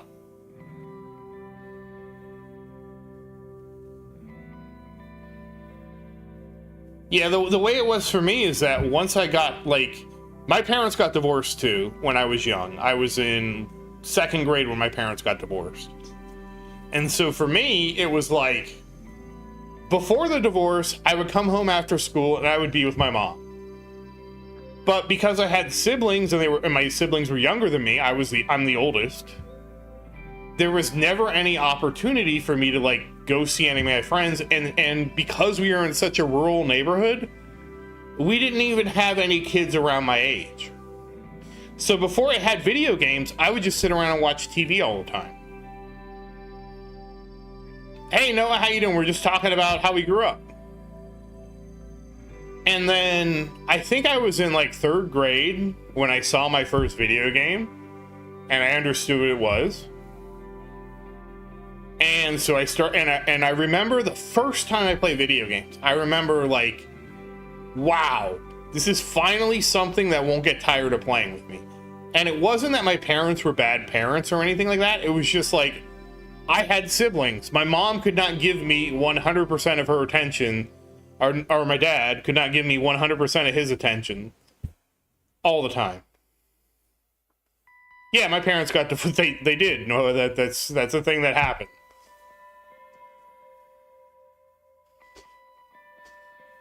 And so then I just started gaming, but the thing, at least for me, Genesis, is I remember when I was in school, like, nobody seemed to be as interested in video games as I was.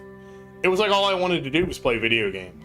It's funny because I read articles now. Like, there was an article I posted in the Discord, and it was about how, like, nowadays kids are growing up how I grew up. Basically, all they do is play video games and stay inside, because that's all I did. Because, like, part of it was environmental, right? Like, I was out in a rural area, so I didn't have any way to get to see anybody. There was nobody that lived near me that was around my age, right?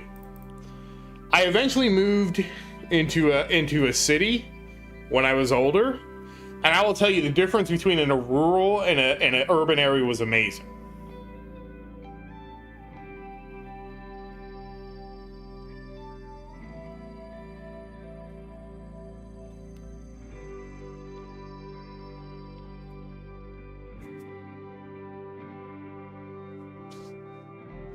I also think it was easier in elementary school, at least in from what I remember.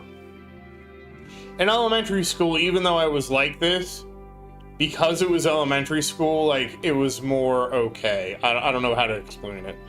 It was more accepted. Because we were all kids, like, nobody had any opinions as much on, like, what's cool, what isn't cool. You know?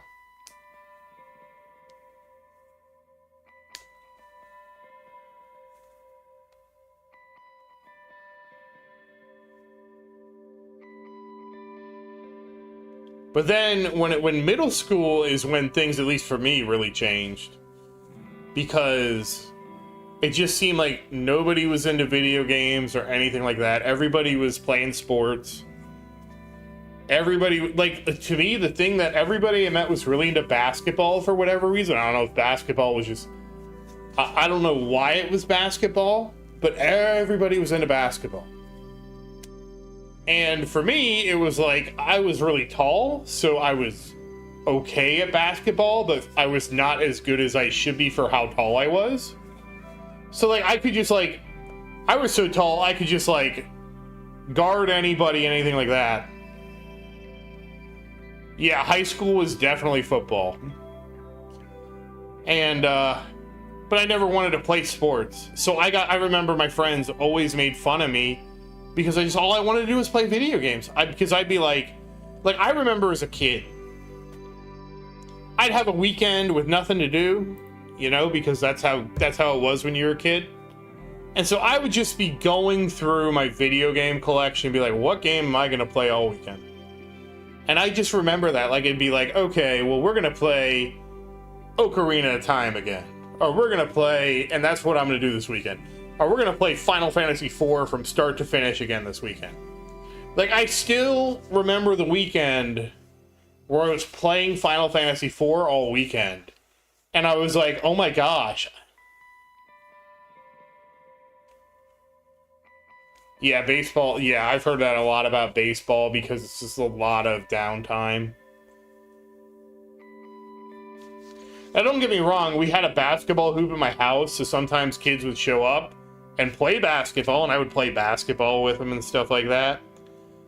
But that lasted until about the end of middle school, I want to say, because basically I had a basketball hoop until it broke, and then I didn't have a basketball hoop anymore, and then everybody stopped showing up.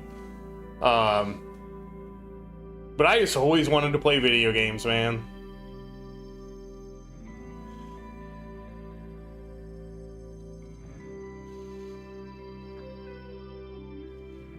I knew a guy that played tennis, but I was never...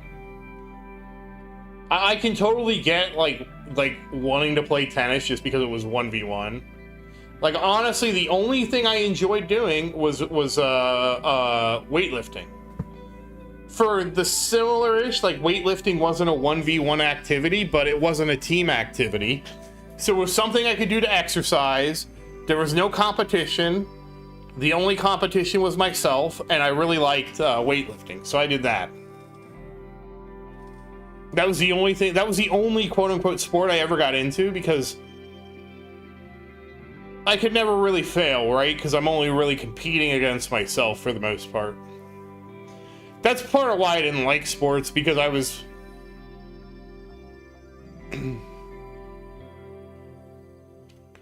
That was one of the things I really liked about sports, because I was a really smart kid, so, like, I did well academically, and doing well academically was really easy for me.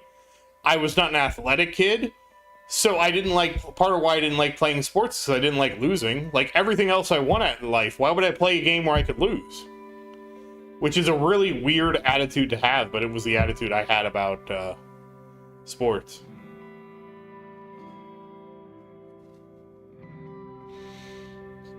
And I also just wasn't that into sports. Like, I didn't like following, you know, like... I remember so many of my friends were into, like, famous basketball players and football players. And I could never get into sports, like, I could never get into following sports players because I would look at their lives and be like... And, I mean, I don't know how I knew this when I was in, like, elementary school.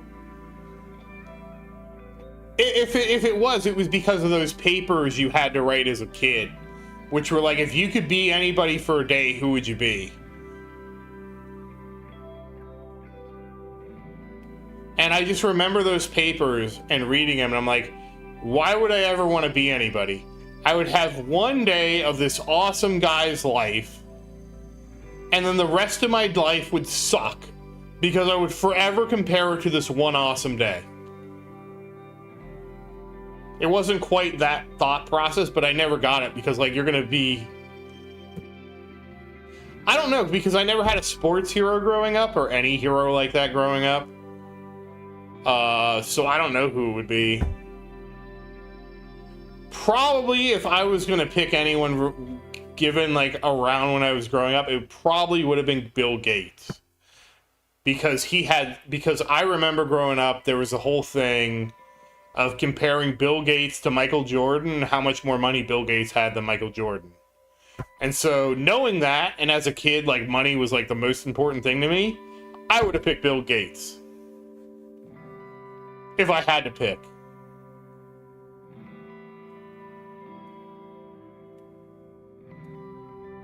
I went through the Marvel cards at school. I think it was series 1, I think it was series 4 or 3, but I didn't really like the design. So if I had to choose, it probably would be Bill Gates, but I would never want to make that choice because you live one day in Bill Gates' life and it's going to be the most awesome day of your life forever. You will never top that day in your life.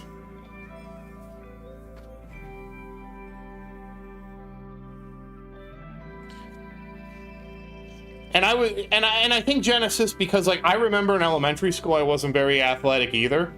So I was always at the bottom of the totem pole in terms of social status. And since I was always at the bottom, it was like, whatever, I'm always at the bottom. I'm never going to get out of the bottom. I feel like because I felt like I had such a low social status that I just dropped out of the game. It was like, I know I can't win. Let me focus on what I'm good at, which is doing academics and playing video games, and I just accept that I'll never be... It can be toxic, I don't know. I mean, I think everybody wants to belong, right? I just realized, like, it was one of the things, Genesis, like, I remember realizing as a teenager with my friend groups, it was like, I didn't quite know how to put it into words like I know how to put it into words now, and it was like, I always felt like I wanted the friendship more than they wanted. Like, I wanted to be friends with these people, but for these people, it was like, sure, we'll talk to Zerdin because he's there. You know what I mean?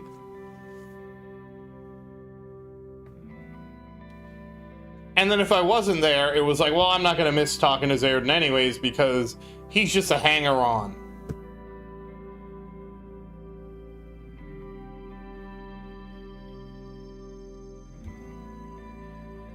That was one of the hard lessons I had to learn growing up.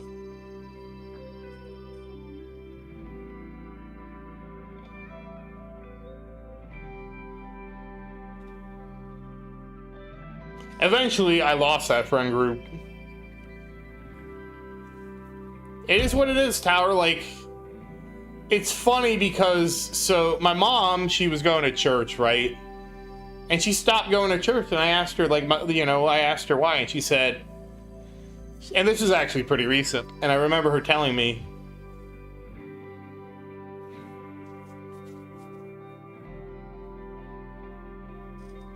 well, that's all parasocial relationships, Genesis. That was the word I didn't know about back then. I seem to just not have a thing for parasocial relationships, but a lot of people do. And I think that's the difference. Because all these people that really admire these celebrities and think they're like this and that, it all boils down to a parasocial relationship based on, a certain amount of degrees. But I was talking to my mom, and she was talking to me, she, like, got really into going to church. Yeah, that was the funniest thing, Genesis. Like, I was reading an article, and it was relatively recently, right?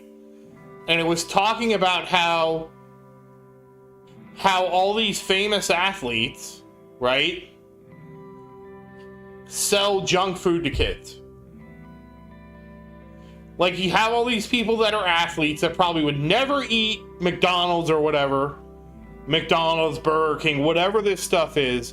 being willing to sell it to kids. Unfortunately, I don't have a link to that article, but I remember reading that, and I'm like, that's kind of hilarious.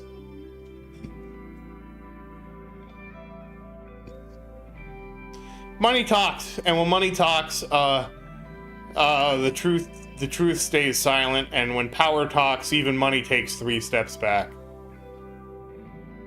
But anyways, back to my mom's church story. And I asked her, she told me she stopped going to church. And I said, why did you stop going to church? And she was like, well, I don't know. I just felt like I didn't fit in anymore. It seemed like everybody else really liked each other, and, you know, I was just kind of there. I just kind of laughed. I said, yeah, Mom, I know what you mean.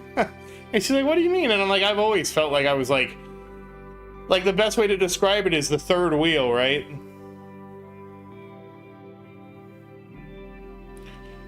It's one of those things, Genesis, that I feel like is a really difficult line to walk. Because I understand why they do it. Because you get this moment, and you have no idea how long this moment's gonna last, right? And so a lot of people go into it, and they're like,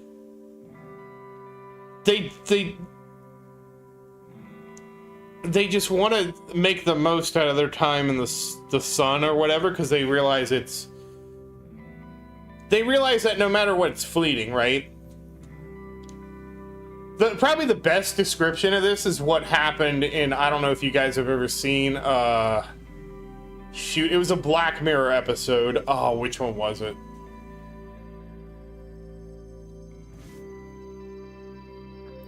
It was the one with Millie Ray Cyrus, I think, was in it.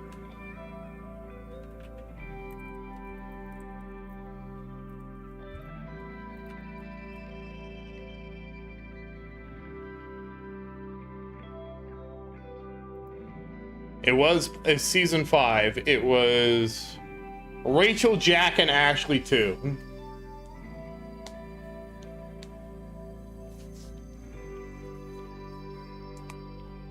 Yeah, it was the one about the singer. Millie Ray Cyrus was the singer.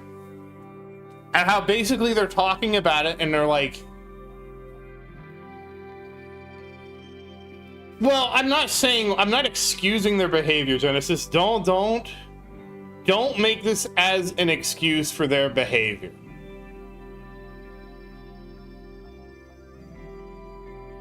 It's just, I can see, it's more like, I don't think these people necessarily start out with these nefarious intentions. And it just sort of happens because they're trying to chase this thing, and they don't know how long this thing is going to be. And then when, you know, maybe something, you know, I don't know that any of them look back and reflect on it and say, wow, maybe I shouldn't have done that. But I feel like probably some of them have to do it, you know, and some of them, and I feel like some people probably get so caught up in the moment that they don't even realize the damage they're doing, right? Like you get so into the moment, and and again, they're probably being influenced by other people to do these merchandising deals and stuff. I mean, just look at some of the things like YouTubers have gone through, like all those kind of things. Yeah, and then it just, it like feeds on itself. So the funny thing is, Genesis, when I was growing up, everybody wanted to be in a band, and I was not any good at music, so I didn't understand why everybody wanted to be in a band. But being in the band was the pre-2010s version of becoming a streamer. I just didn't, I just never made that connection. Nobody, like, sure, there were some people that really wanted to play music or whatever. Most of the time, it was not about being in the band as much as it was about trying to get the fame that comes with being in a famous band. And that was basically, like, I would say the pre-2010-ish influencer stuff. And it took me to being an adult to realize that, oh, that was my version.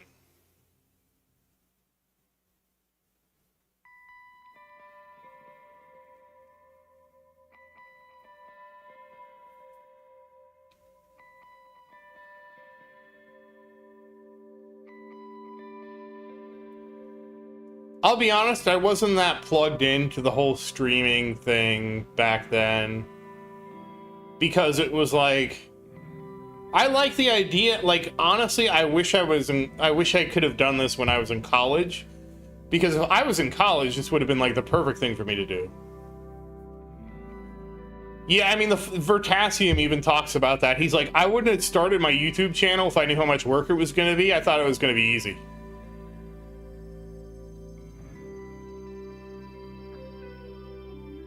And I'm like, and honestly, I'm the same. I'm in the same boat, right? I will kid you not. When I first put the first video on my channel, I'm like, oh, this is going to be easy. I just have to play video games. It's going to be easy. Little did I know how much it took me to even get to where I am.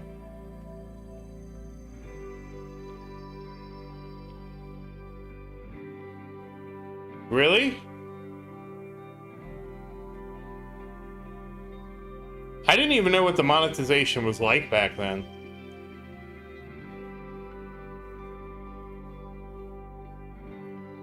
Yeah, I don't even want to think about all the videos and stuff I made over the years, but part of why I do it, Tower, is just like, my favorite part of doing it is that I can look back and be like, that's when I was playing that video game.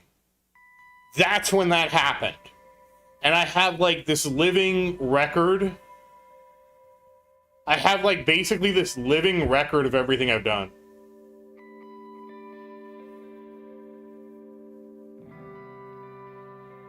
Oh, okay. I didn't know that. See, I was kind of late to the scene.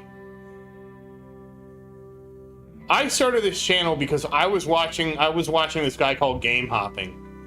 And he actually was playing Idle Kingdom Defense before I did. And I was like, oh, you know what? Yeah. Yeah, at least six figures. More like 6 figures an hour, honestly. And so I was watching Game Hopping, and I'm like, oh, that looks pretty easy, making a game on Idle Kingdom Defense. And see, at the time I was thinking, well, I like the idea of doing idle games because I can do a video a week about an idle game and people will see this huge jump that they can't make in a week. So they would want to keep watching to see, like, what's the next thing that comes out, right? And so I started doing it with Idle Kingdom Defense, and, you know, that was its thing, and that grew my channel. And then what happened with Idle Kingdom Defense is basically the developer, while the developer still puts out updates, the updates don't include any new content, so slowly and surely the interest in the game kind of waned, right? And then I started experimenting with other games.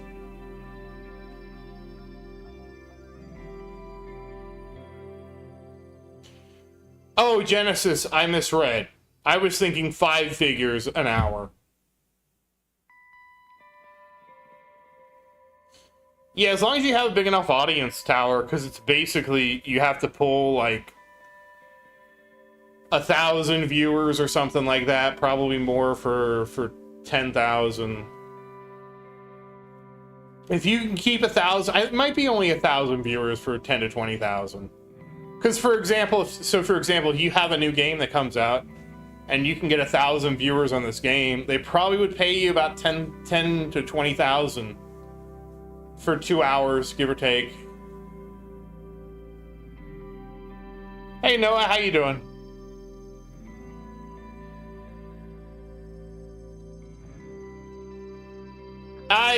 You know, it's hard for me to say how I feel about it because it's never happened to me, right?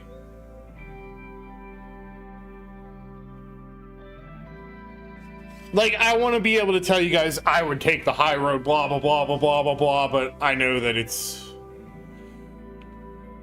I'm realistic enough to know that there's no way to know until it happens, and I'm still human, right? I could fail.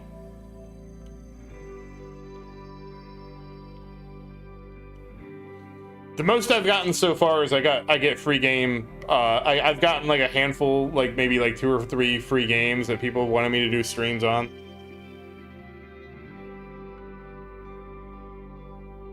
And I've done those, and, you know, I put the little thing in there that, hey, this is an advertisement. Oh, congrats, Noah. Happy early birthday, man. Your birthday's almost my tower's birthday.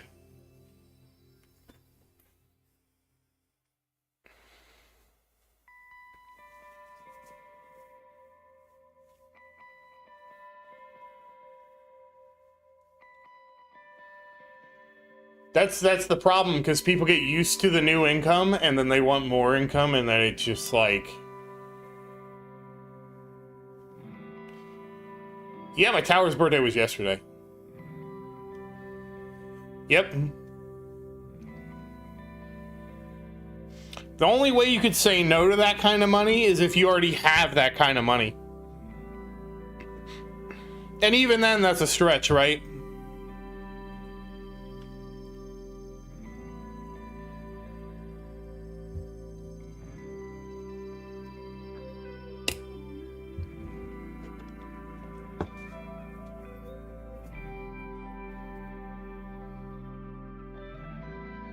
Yeah, Tower, I don't know where I'm gonna go. I'm just doing this because I'm having fun with it, right?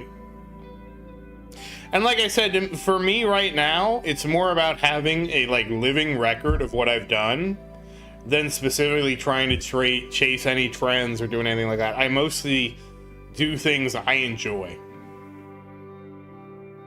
And that's probably how it's gonna stay. I can't imagine it's really going to change, to be honest with you. Maybe I'll do something that goes viral or something at some point, but I don't think so. If anything happens, it's going to be a slow and steady build up week after week, you know? If that.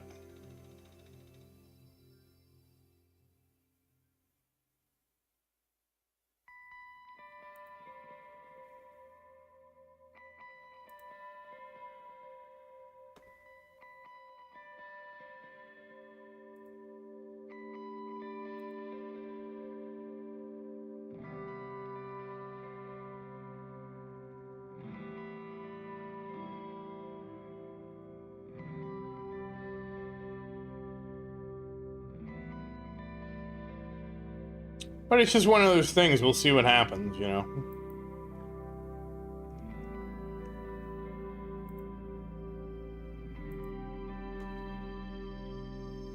All I can say is one dragon a day.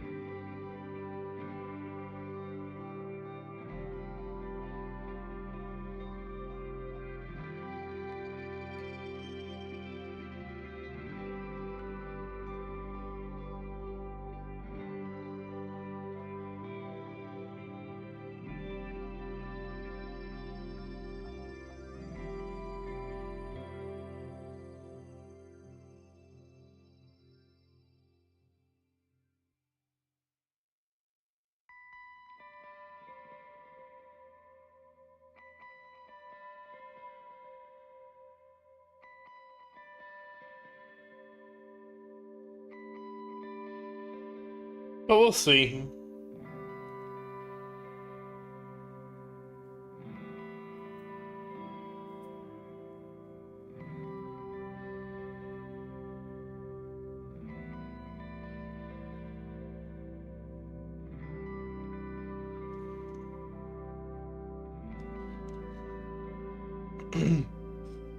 But yeah, this has actually been a long stream, so let's see.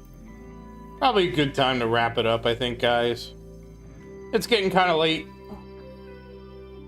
I don't know what I'm going to do with the rest of the evening, but I'll probably go to bed soon. Maria's asleep right now. So we'll see what happens. I ate before I streamed, otherwise I would have been like, I gotta go eat. So, once again, guys, as always, thank you for watching. Please like and subscribe to support the channel. And if you have any questions, feel free to say something in the comments. I do always look forward to your questions. And as always, thank you again. And I hope you guys have a great day and happy farming. I'll see you guys next tournament.